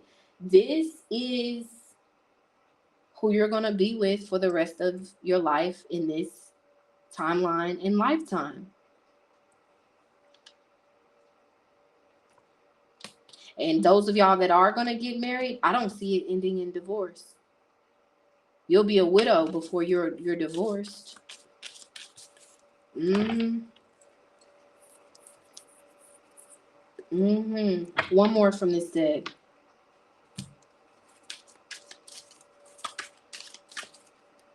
Five of Swords. I'm telling you, you're going to get the last laugh when it comes to love. Especially for those of y'all that have family members that, you know, I don't even want to talk about it. Y'all know what it is. We'll talk about it later. You're going to get the last laugh, though. This man is going to wait on you hand and foot. You're going to go from, you know, being in survival mode to being the privileged lady. Someone who is no longer alone. I mean, these are 2 people who are abandoned by both of their families, who have had to fend for themselves and are fiercely loyal to each other. And don't let a lot of people in their business or in their world, they're very protective over their relationship. This person's going to want it just as bad as you do, pile number 2. Maybe even sometimes a lot better than you want it. Like this person is not going to be too proud to be vulnerable, too tough to show you love, too foolish to commit. He's going to see a good thing and he's going to commit to this good thing, which is you. Tell me, Spirit, how will this new love interest, this new person feel about how to? I feel the oneness in my soul, and no matter how doubtful I get about our connection, I can't deny the magnetic bond between us. He's going to feel like he can't stay away from you. It's like he's just going to want to stay attached. He's going to get attached to you like very quickly, very easily. And that is not something that is common for him. Like, he is a very distant person, even from his family, maybe even from his own parents. But he's going to get attached to you. I'm telling you, and he's going to want to be around you. You're going to make him clingy. And he is not the clingy type. You're going to bring out a side to him that no one really activates. I trigger your wounds for the purpose of healing. It is your responsibility to heal these wounds. You are really going to make this person think about love and about life and about career and about things that you're going to make them think about things in a different way. You're going to make them want love Like, just interacting with you is going to make the idea of being in love enticing instead of repulsive. One more. How will this new person feel about pile number 2? I had a crush on you from the very start. Telling you that you're going to be the apple of this person's eye. You're going to inspire this man to make certain changes as well. I want to come into alignment with you. It's like you're going to make them want to get certain ducks in a row, let go of certain bad habits. Like, they're going to be very receptive to your opinion, what you got to say. They're going to respect you. After feeling like all women are just the same, it's like they're going to hold you at a high regard. They're going to think of you in a high type of way. High. Your energy is going to have this person feeling high, like you. And this is why they're not going to be able to stay away from you or to not talk to you for a couple of days. Like, you're going to know that this person likes you because they're going to be okay with being vulnerable and showing it. They're going to feel like you're the first woman that they actually want to spend money on, that they actually feel safe enough to sleep over your house. Like they're going to feel like you're safe. You're a good woman. Like, you get them. Let's keep going.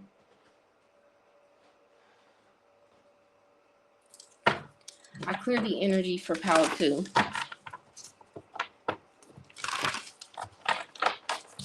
So show me a future vision of Pal 2's life overall after letting their karmic counterpart go.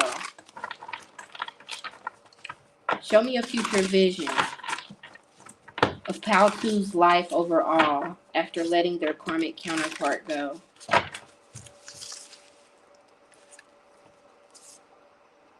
All eyes on you. I feel like I always get this card from this deck, but I feel like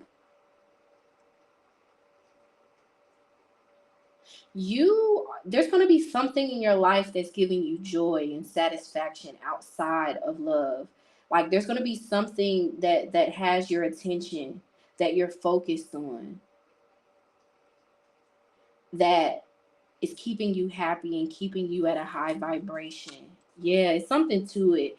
And it's helping to heal any sort of heartbreak as you're trying to not only disconnect from this karmic counterpart, but stay detached from them.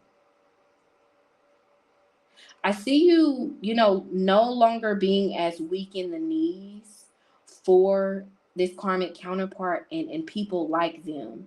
Like, I see you being in this makeover energy towards your life. Like, let me listen.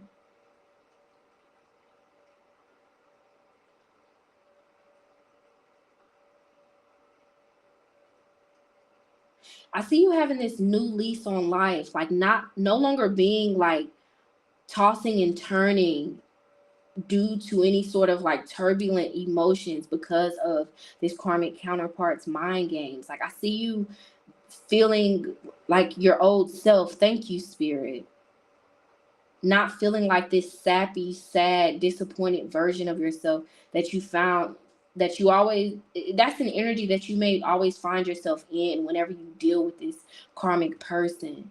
Just not really feeling like yourself, your energy feeling drained. I see you getting out of that energy, feeling like you got your mojo back. I'm telling you, some of you may want to watch Power number 1 as well, because a lot of cards from over there are coming out here. Seek guidance.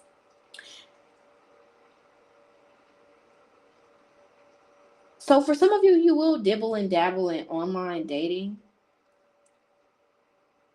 But I see you being a lot more decisive as you do. And just being decisive overall. Like, I see you, for some of you, you're going to jump back into online dating but you're not going to just be so quick to say yes to certain love offers or opportunities to meet up with certain people. And for others of you, you're going to give online dating or however you date and meet new people a break.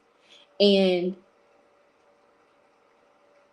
I see you kind of being in this hermit self-reflection, you know, really wanting to heal any sort of heartbreak that you're dealing with.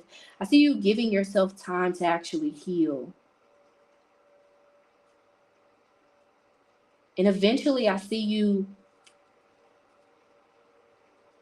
on an everyday life type of level, like not feeling as tempted to reach out to this karmic masculine or to check their social media or to just be in their energy. I see you focusing on something else other than this karmic counterpart 24/7. Deep knowing.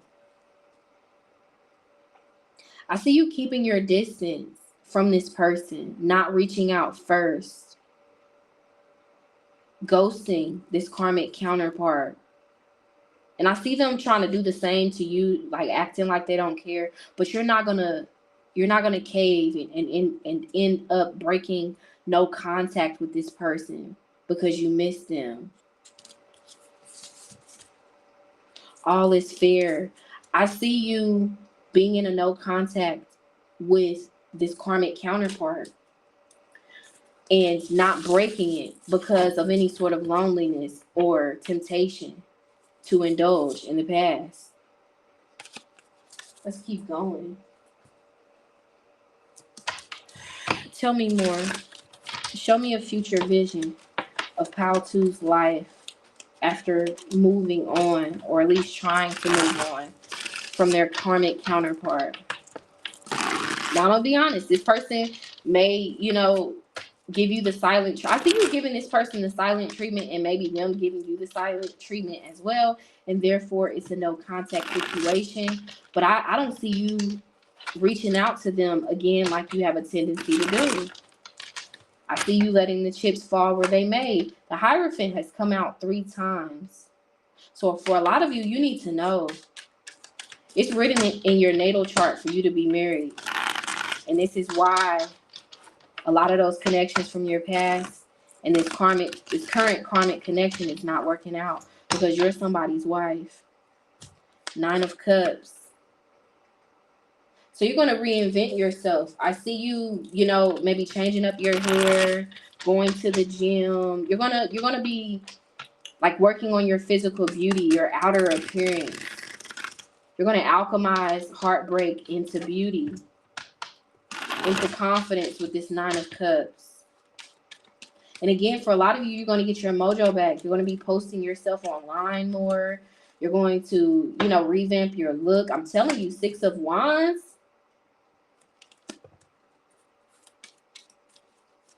And this karmic counterpart is going to see you, in all of your new glory. Yep. And it's going to try to spin the block, but I see you. Their access is going to be denied when they do. Because of how they treated you with this 5 of Pentacles. The Lovers. So I'm getting this sense that you are going to have a boost of confidence. Your skincare routine is going to get better. You're going to make certain improvements that boost your confidence with this 9 of Cups. And you're going to end up putting yourself out there in a way that attracts your true twin flame for some of you. With this King of Swords, Queen of Swords on the table. You're going to go from being in hiding to putting yourself back out there and attracting this person that we picked up on. And this karmic counterpart kind of remembering who they were disrespecting, who they was treating like an option. And wanting another chance, but you now being in a position where you're then rejecting them. Let's keep going. So tell me more about what pile number 2 should expect once they move on from their karmic counterpart. Conquest, just another notch in the headboard or the real deal. Actions speak the loudest. So I feel like you're going to be celibate. And I feel like a lot of y'all, you're going to stop sleeping with this karmic counterpart if that's been the running theme between you and them. Yeah, I see that person not getting any from you. Reconciliation. I see you not getting back with this person again. I see you not giving this person another chance, or just not making it as easy as you typically do for this person. I do see this karmic counterpart trying to come back, but it is to use you. You know, they will miss you, but they're still going to be in user energy. I hate nothing about you. I'm getting them. So for a lot of you, this masculine, this karmic counterpart will be the one to break the no contact. But I don't see that you're going to take the bait. Bugaboo. Yeah. This person is going to cave. Even if it's you that normally caves, I feel like that's going to be the person trying to be with you. And for some of them, they're going to be trying to be nosy about what you got going on, or they're going to see you posting online looking good, and it's just going to try to, see what's going on. And for some of you, that's what it is. They're going to see you looking good, doing good, and trying to, regain access to you. But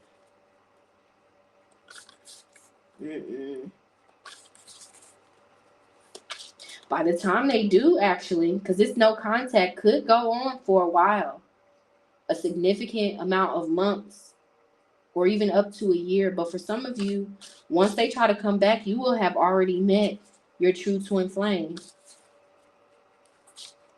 Or once they kind of realize what they had, it's going to be too late. Egg on their face, ashamed, backfired, got caught.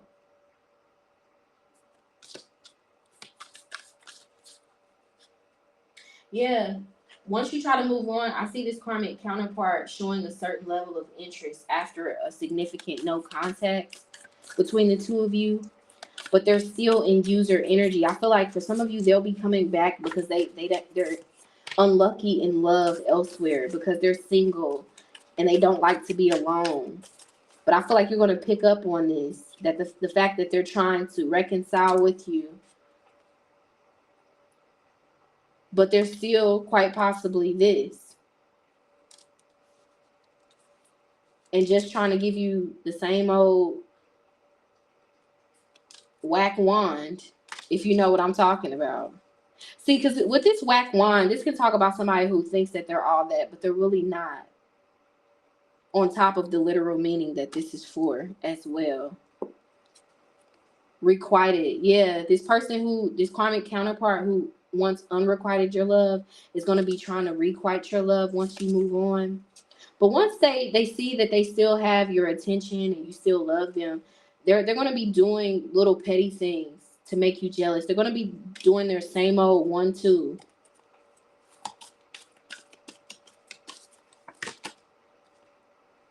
They're only going to be coming back because they're needy.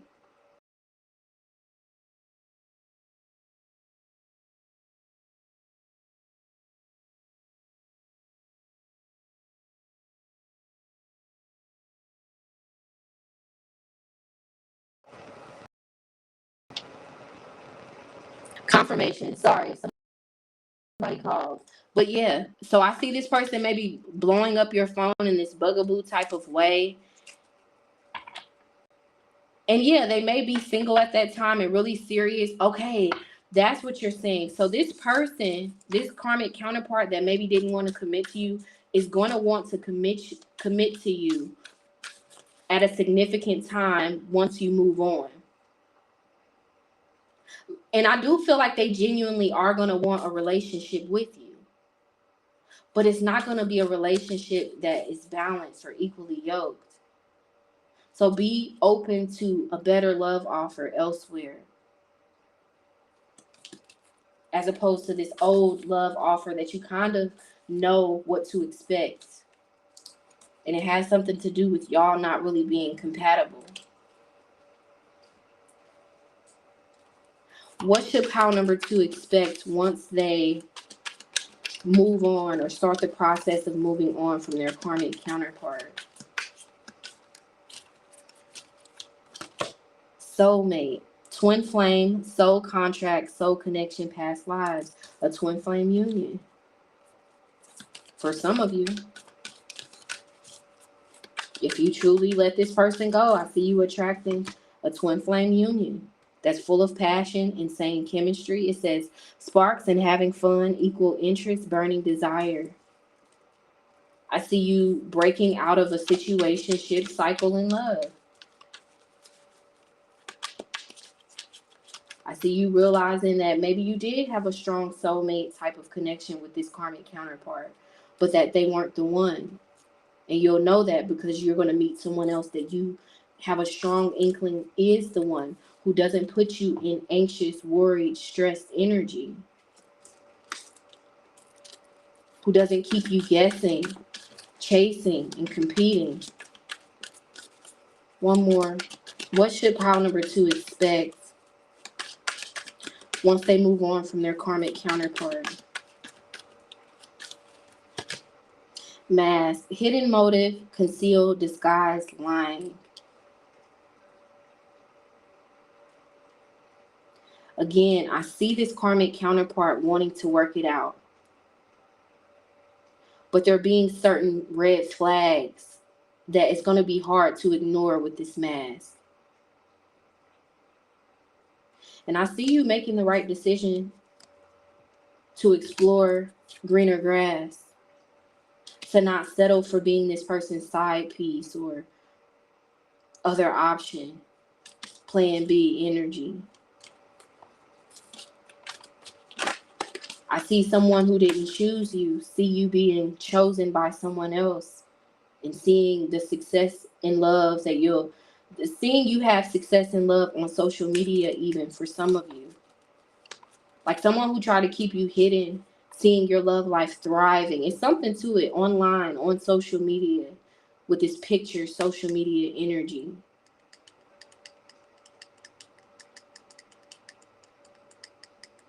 I see this karmic counterpart having to watch you move on.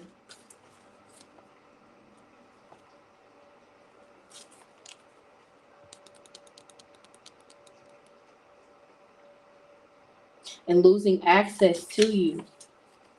Ex-lover, memories, the past, old flame, nostalgic. And for a lot of you, I see them regretting choosing another person over you, because them choosing another person over you, it really just freed up space for you to meet your real person.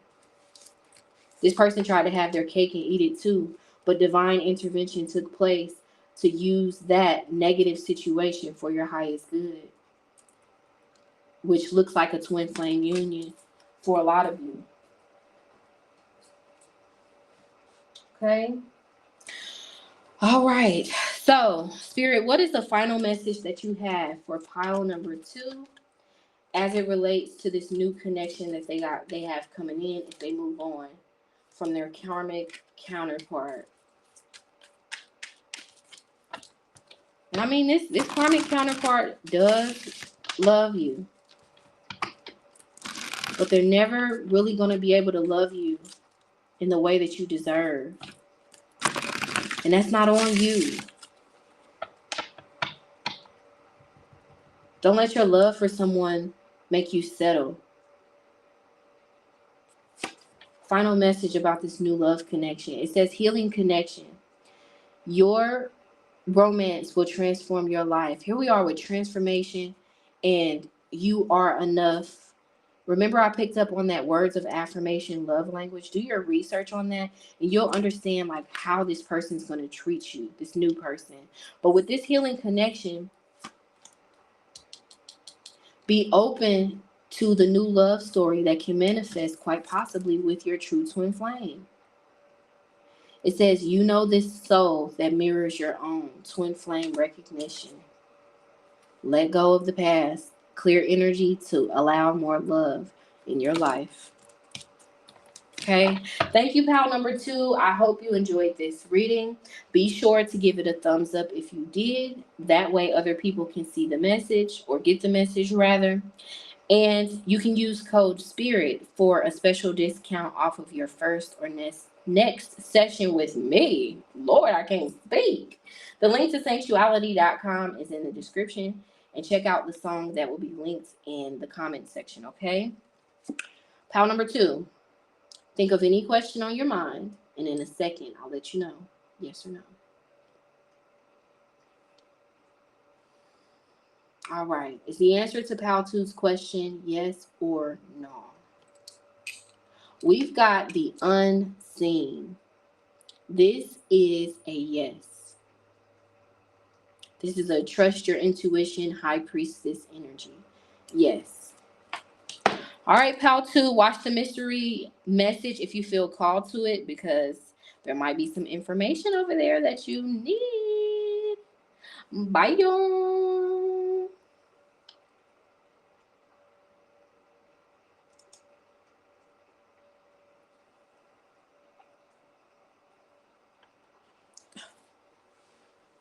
I've got to check this screen. Ouch. What? Okay, let's restart this. That's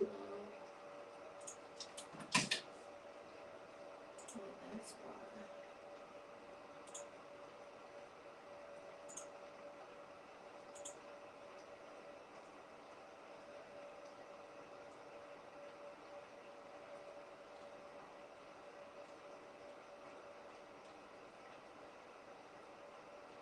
That's stupid.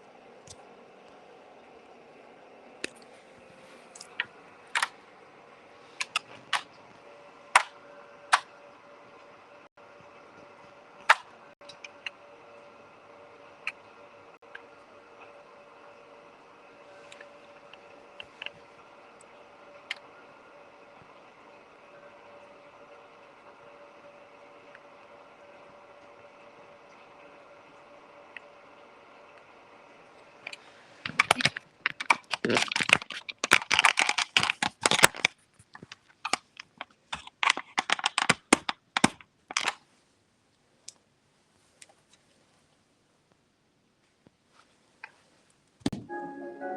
irresistibly smooth melting chocolate in every Lindor, you can melt into every holiday moment.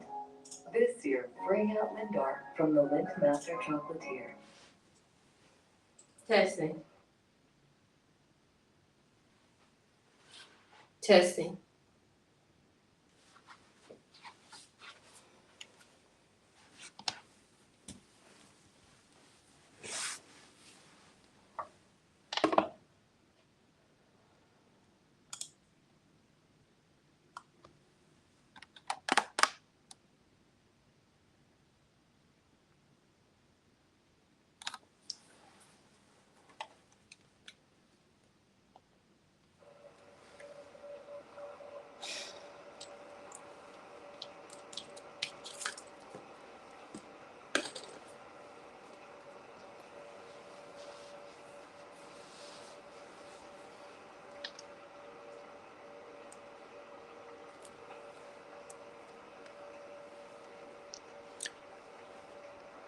Testing.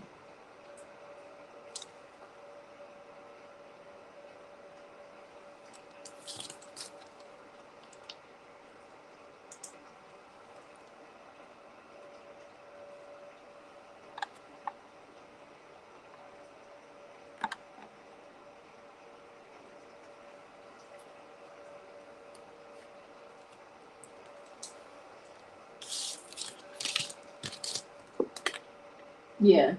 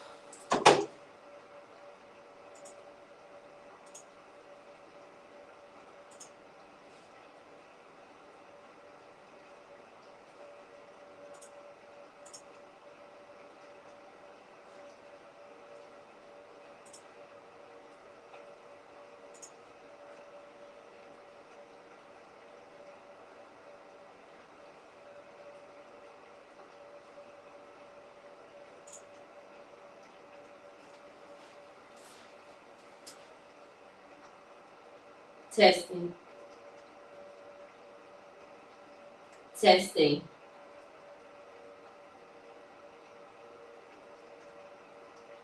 This thing is working my last nerve, I tell you.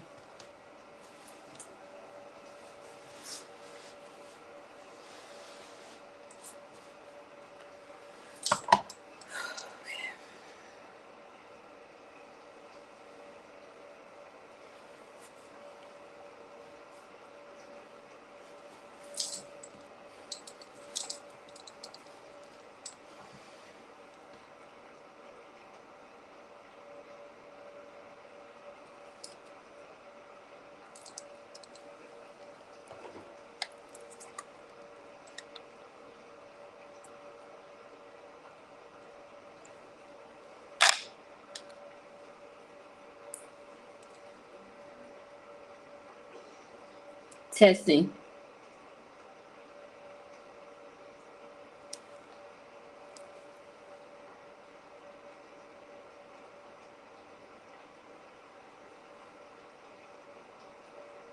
Hello?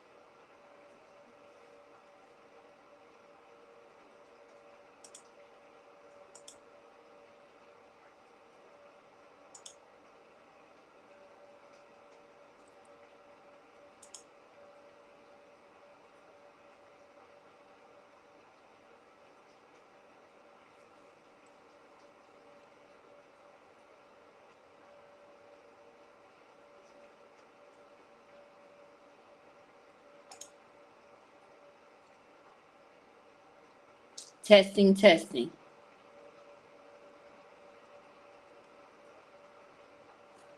Okay. All right. Hey, Pal 3. So if you were drawn to this money card, then there's a message here in this mystery reading for you. Okay. So let's put that to the side and let's jump right into the messages. So someone on your spirit team is going to help you improve your finances because they see that there's not anyone in your life really looking out for you, and this spirit guide is going to transform your finances within a matter of 1 year. So we're going to be looking at your finances a year from now, so that way you kind of know what the road ahead looks like on a monetary level. Now I do feel like this spirit guide, whoever this person is on your spirit team in the 5G, they want to get you to a place where you have more freedom, where you don't have to call on certain people that you have a not so healthy past with. This spirit guide is going to help you to be more financially independent, yes, but just more free from people who don't treat you right altogether, okay? So I clear the energy for the collective. I clear the energy for the collective that was drawn to this mystery reading. Spirit, show me a future vision of the collective's finances. Remember, this is a timeless reading. Sword. It says money conflicts, cutting corners, breakthrough. On a career level, it can represent law and order, pay cut, defense, being fired. Okay, don't worry, don't worry, don't worry. So what I'm being shown about your finances is I see you taking control of your financial situation. With this being fired, this talks about another person having control over you, another opposing factor, like, you know, giving your power away, which we have to do to some degree. Not all of us were born into wealth and power. So we usually have to work our way up or work for someone else until we get to a point where maybe we can start and grow our own business or become financially free by saving. However we get to it, or we don't, right? So I see you taking control of your finances. I'm picking up on the Emperor in the tarot. So a future vision of your financial situation is it improving, not because someone gave you a handout or because you finally found the perfect job that pays you $1 million a minute. You end up doing something that puts the power and the control back in your hands when it comes to your finances. Tell me more. Tower, earning power, building a business, sound decision on a career level. It represents a corporate job, power, unstable position. So I see with this tower, I'm thinking about climbing the ladder. I feel like even if you don't have a true desire or passion to climb the ladder or to be the CEO of a company, or even if you just have some sense of confusion about what to do next in your career or what to do to make more money in general. I'm picking up on an energy of confusion from a lot of you guys. Like, you don't want to be stuck in the rat race forever, but you also don't have a clear idea of what to do about it. I see that you are going to figure something out. You are going to find some level of a solution that is beneficial and helpful and makes you feel empowered with this sword tower. You're going to end up finding a game plan or a strategy that works and that leads to you climbing the ladder. So a future vision of your finances is you not being as impulsive with your spending, you making better and more sound decisions financially, and not feeling constantly like destabilized based on your impulsive spending habits. I see you thinking more long term when it comes to your career, and that ending up influencing you to make a career move that looks to be you climbing the ladder. I see you not settling in some sort of a career that you have. Now, this isn't just talking about a year from now. I'm looking at the big picture overall. I see you not settling in your career and that ultimately leading to you climbing the ladder, i.e., having a higher earning potential, making more money, not settling for whatever position that you're currently in, and that decision leading to more money for you. Tell me more. Show me a future vision of the collective's finances. Buddha. Life purpose, more than money, spiritual wealth. On a career level, this can represent a counselor, being guided, a divine path. So, if you haven't checked out my mystery career reading, it is available for free on Patreon. It'll be linked in the description or the comment section. But I'm kind of picking up something that I picked up in that reading here. You, in the grand scheme of things, you are going to align with your correct career path. For a lot of you, you need to know that you're not currently doing the work, or you're not in the right career field that you're ultimately destined to be in. But you're going to get that. You're going to get to a point where you're tired of settling and you're tired of being limited financially. You're going to get to a confidence point where you want more out of life. And it's going to inspire you to make certain moves that lead you to the career path that you're supposed to be on. I mean, we've got life purpose, divine path. In the grand scheme of things, you're going to end up getting on your right path in life that's going to lead you to the best career path for you. We can always talk about that at length later, but that's just the gist of the future of your finances. You are not going to be a struggling single mom. You are not going to be living paycheck to paycheck for the rest of your life. This is for who this is truly for. Everybody isn't going to have the guts and the gusto to change their situation. But for those of you that this message is for, you're going to break a generational curse of living paycheck to paycheck, of working dead end jobs, of never breaking into the world of management and leadership. You are going to break out of some sort of a cycle that maybe your culture has to deal with, or some sort of a generational cycle of not being on the right career path and therefore being kind of suppressed financially as a result of that. Let's keep going. I see a lot of y'all breaking a cycle, maybe becoming the first person to get not just a degree in your family, but maybe even your master's or your doctorates even. Like, you are going to eventually get to a point where you take your power back and you take control of your finances and you start playing the career game to win. I clear the energy for the collective that was drawn to this mystery reading. So, what is something good that will ultimately happen for the collective on a monetary and material world type of level? What is something that's ultimately going to happen that's good on a monetary level for the collective? What is something good that's ultimately going to happen? Ooh.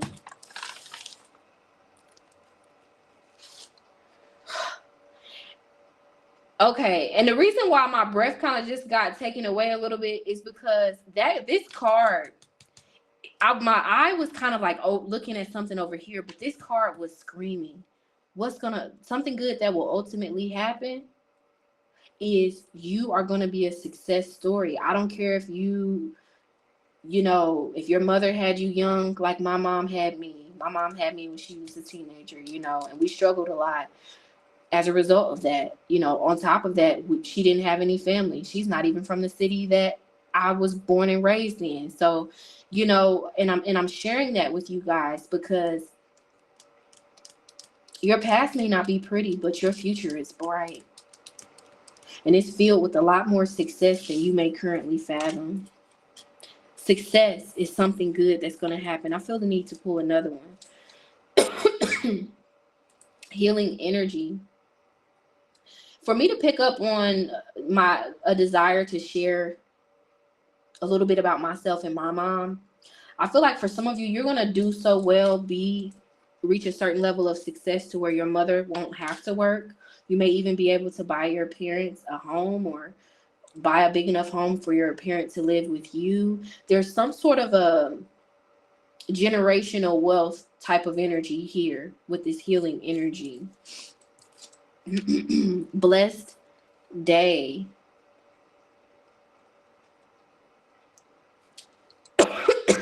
Excuse me, y'all. What is this energy that I'm picking up on?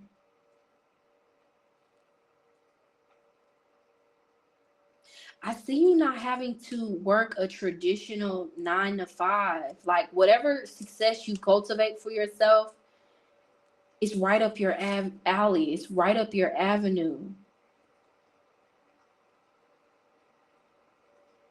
Oh, with my throat being itchy and scratchy like that, you're going to reach a certain level of success to where you can either be your own boss, or don't really have to, or maybe even end up attracting a boss that you have a really good relationship with, or not really having to answer to anyone at all, maybe because you get to work independently.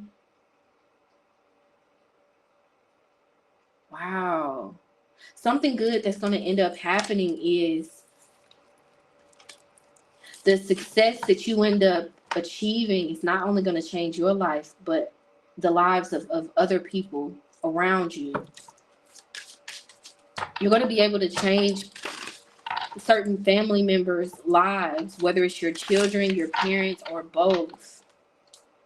You're going to be viewed as someone in your family that you're going to be viewed as a success story to your family, to your town, your friends.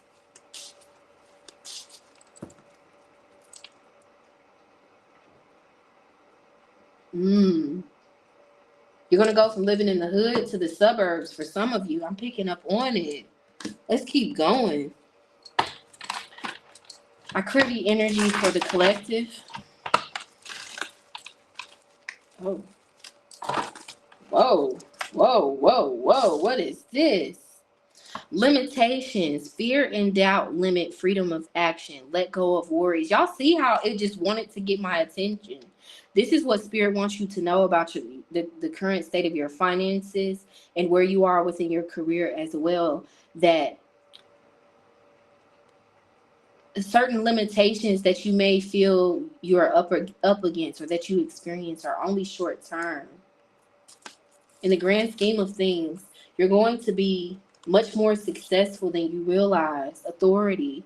Take on the role of a leader, and everyone will respect you. Be self-confident. You're going places. Even if right now you feel like you're stuck, you're going places. Money matters. Expense, save, cut costs, resource, plan ahead, make an informed choice. Invest your money wisely. I feel like the future you doesn't have to work as hard because of the decisions that you're making or will make in the future.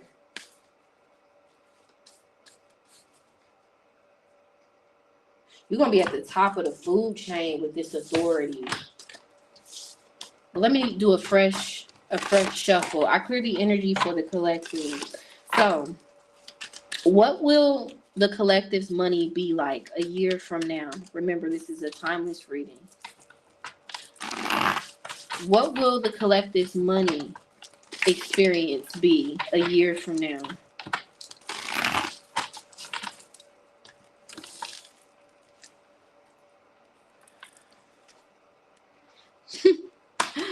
Independence. Manage money yourself. Independence guarantees security. Don't depend on others. What did I say? So it's confirmation of what I picked up on earlier. Wow. I'm going to read this next. But you are going to take control of your financial situation.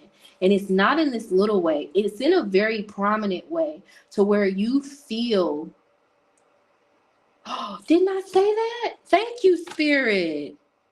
That someone on your spirit team is going to help you get to a more independent, financially independent place in life, so that you don't have to put up with certain things that you currently have to deal with, because maybe you do need help.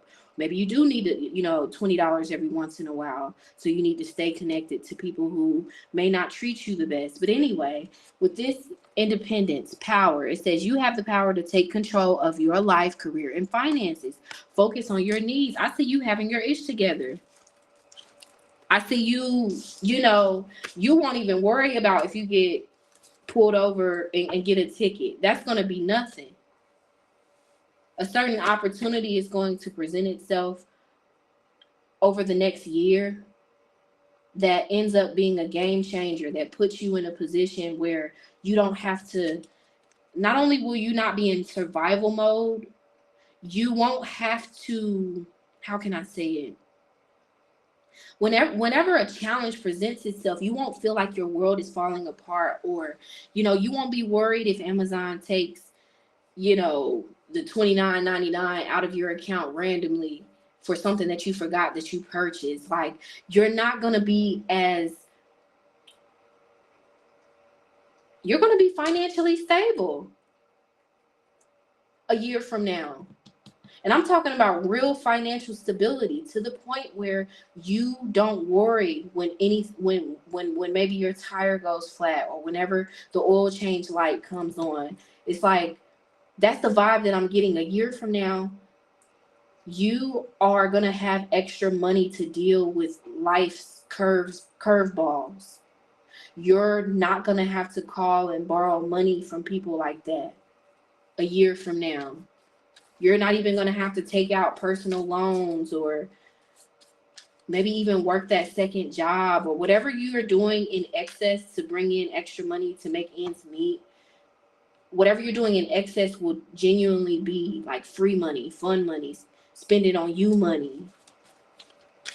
You won't have to depend on anyone else financially a year from now, for whoever this reading is for, because an opportunity is going to present itself to put you in a better position. And this is an opportunity that's going to come your way because someone in your spirit team is trying to help you reach this goal of financial independence. And I don't know if you just heard the cards scrape against my nail, but it felt like some sort of confirmation, that sound that I just heard. Like this. You're not going to be worried when life's curveballs come your way. You're going to have enough money to handle your responsibilities and anything that you don't see coming that comes your way. This is what money is going to be like for you a year from now, due to some sort of an opportunity. I clear the energy for the collective. Tell me more about the collective's money experience a year from now. For some of you, this opportunity is a career change. It says, does your career fully align with who you are physically, emotionally, and spiritually? For some of you, you're going to answer a career calling, and that's just going to change the game for you. For some of you, your spiritual path, you embracing your spirituality, your healing journey, is going to give you a light bulb moment that leads you to being in the right career field, where you're actually paid your worth and you're not stressed as you're punching the clock and punching out of the clock. Tell me more. So I'm seeing a career change manifesting over the next year for someone in the collective.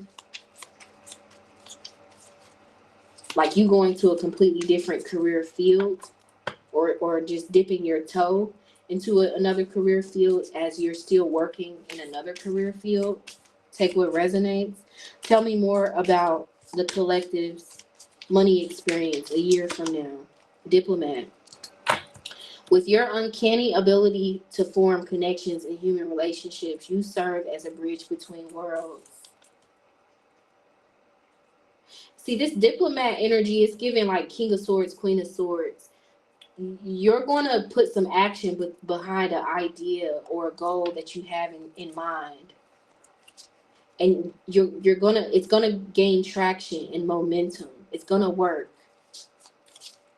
You're going to take a leap of faith on an idea that you have or an idea that you will have in the foreseeable future, and you're going to see that it worked, that you started generating money off of it. Tell me more. Artist. A true artist lives their art. Let your life be your canvas and you will create your greatest masterpiece. I'm telling you, there's something in your head that you're going to create a blueprint for and that you're going to take action on. For some of you with this artist, you're going to step outside of your comfort zone. You're going to try something new. And it's going to open the door to this opportunity that will come that leads to you not having to depend on anyone else financially. You going from not having anyone you can call on to borrow $20 to being the person that people are calling on begging $20 from. You get what I'm saying? You're going to go from the beggar to the lender, so to speak. Tell me more. So for a lot of you, I see your finances doing a 180 a year from now, not a 360. It's not going to be more of the same. It's a 180. There's going to be a vast difference. For some of you, I see you overcoming a certain level of fear of failure. It says your fear of failure can be very crippling, especially when it keeps you from even trying. I'm telling you, I feel like you guys are going to get out of your feelings, get out of your head, get out of your fear, and do something that's going to serve as a catalyst, a game changer, that puts you in this power position, that takes your power back, that's very empowering for you. Now, I am picking up on the 8th house. For me to keep getting this power energy, the 8th house, which is ruled by Scorpio, which can signify like certain inheritances. So I'm seeing a financial windfall for some of you that was drawn to this reading. There's going to be a significant windfall of money. It could be, for very few of you, it could be the lottery. I don't know. But it could be, maybe you winning a settlement, or this windfall could be anything. Expect, if not multiple windfalls, at least one significant windfall from now over the next year of your life. And for some of you, that itself will be the opportunity that comes, that helps you to change your financial situation. So if this opportunity doesn't come on a career level, it will come in the form of a financial windfall, a financial blessing from this spirit guide that I'm picking up on. Just a few more. Tell me more, spirit. Destiny. You have a divine destiny to fulfill through your career path. Your work will help elevate the consciousness of the planet. I see for a lot of you, you are going to answer some sort of a soul calling that leads you to your correct career path.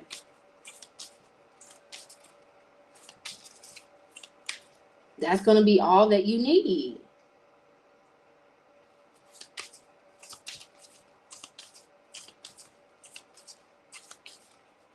Okay, so for those of you that may be in a toxic work environment, I see you deciding to stay there in a year from now, being glad that you did, because it's like you're going to be at the right place at the right time for this opportunity that I'm picking up on. One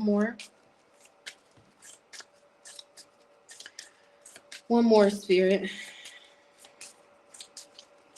Tell me more about the collective's money experience a year from now. Experiment. When you find yourself feeling indecisive about which direction to go, don't be afraid to experiment with multiple options to figure out what works for you. I see you exploring your options and stumbling upon an opportunity that leads to some sort of long-term success. Now, success doesn't have to be you now living in a mansion, rolling in dough. This success just means like you successfully getting out of survival mode. For some of you, that's the success that I'm picking up on. It looks different. It's going to look different for all of you. But this success is you being quite possibly the first person in your family, in your bloodline, even to overcome poverty and not live in survival mode. I can't deny this. A year from now, we've got freedom of time. To some degree, you're going to have a better sense of freedom, or even clarity about what you can do to have more freedom of quite possibly your time and your schedule. It says the freedom to do whatever you want with your time is one of the ultimate benchmarks of an abundant life. You are the master of your schedule. So for those of you that started a new job or are dealing with some sort of tension at a job, know that if you give it another year to play out, I see you successfully adapting to this environment and being able to make the most out of it.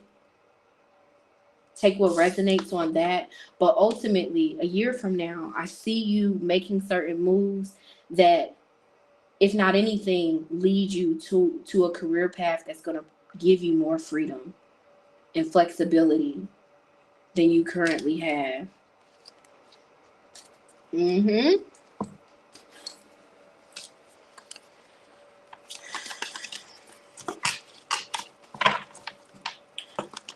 What else do I need to see about the collective's finances a year from now? What else do I need to see, Spirit? Stand alone. There is an opportunity to do things on your own. Again, confirmation, opportunity. You have done projects that have led you to become independent. Financial freedom is yours. Confirmation. You are going to take control of your financial situation, collective. And you're going to have a lot more confidence in yourself than you may currently have because of that.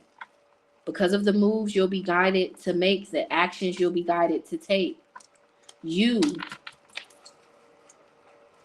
will put yourself in a better financial situation.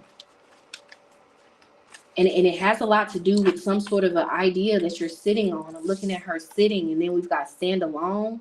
You're going to stop sitting on an idea, sleeping on your potential. Work smart. Are you making it harder than it has to be? Sometimes the solutions are simple. This is literally what the card says, baby. It says, perhaps it's time to clean house personally and professionally, to start with a clean palette. Stick to basic needs when it comes to spending and put some money aside. So I see you guys working smarter and not harder a year, from now until a year from now. And on the other side of a year from now, I see you feeling like if you're not where you want to be by then, that you're at least on your way to it. Another message about your finances a year from now. It says your career is in the process of an upgrade. There is an opportunity. Spirit is telling y'all about this opportunity to become an authority in your field of work. Be the leader you wish you had. So there may be some sort of a new position that's going to open up at your job. When it does, if you feel guided to apply for it, apply for it. Because I feel like you just might get it. That's for some of you. Ooh, just a few more. It says, what was locked can now be opened. You have opened the floodgates of abundance without limitations. Blocks are there to tell you that you're steering off track. Final message here. Your hard work is paying off. Your performance is gaining attention in your community. You deserve the rewards you are receiving now. And what did I say about that windfall, y'all? You're about to receive a windfall of money or a pay raise. Money is currently in a positive cycle, or will be. This is a great time to treat yourself or to make a big purchase. Didn't I tell you you're going to have extra spending money? You're going to go from the borrower to the lender.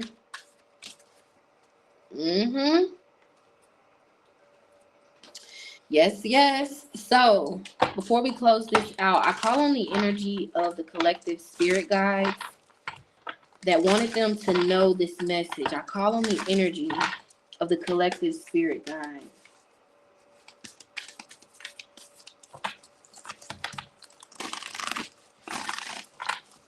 What else do you want to say to the collective about their finances? Now that they know this, what else do you want to say to them? A time to give rather than to take. Again, I'm picking up on this going from the borrower to the lender. Pretty soon, you won't need the people.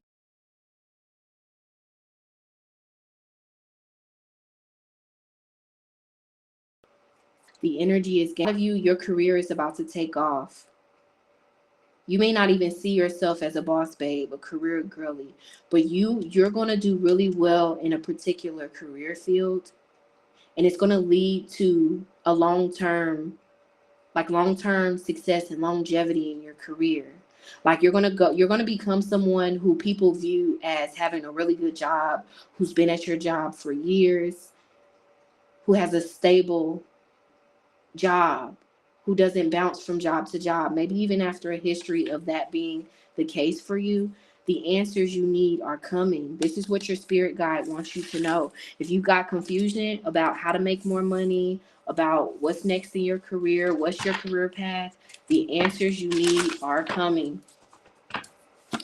So surrender to the divine, because your hard work is paying off, even if it looks like it isn't right now. One more.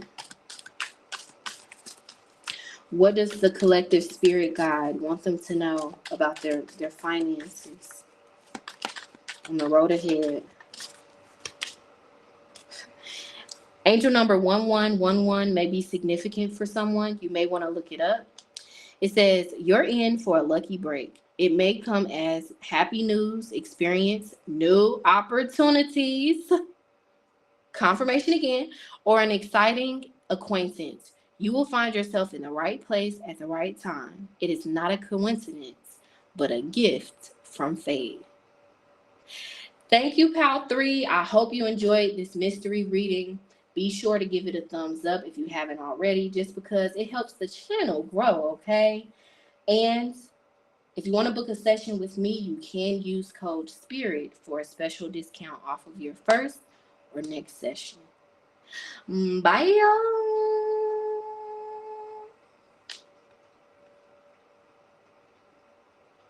That was a good reading.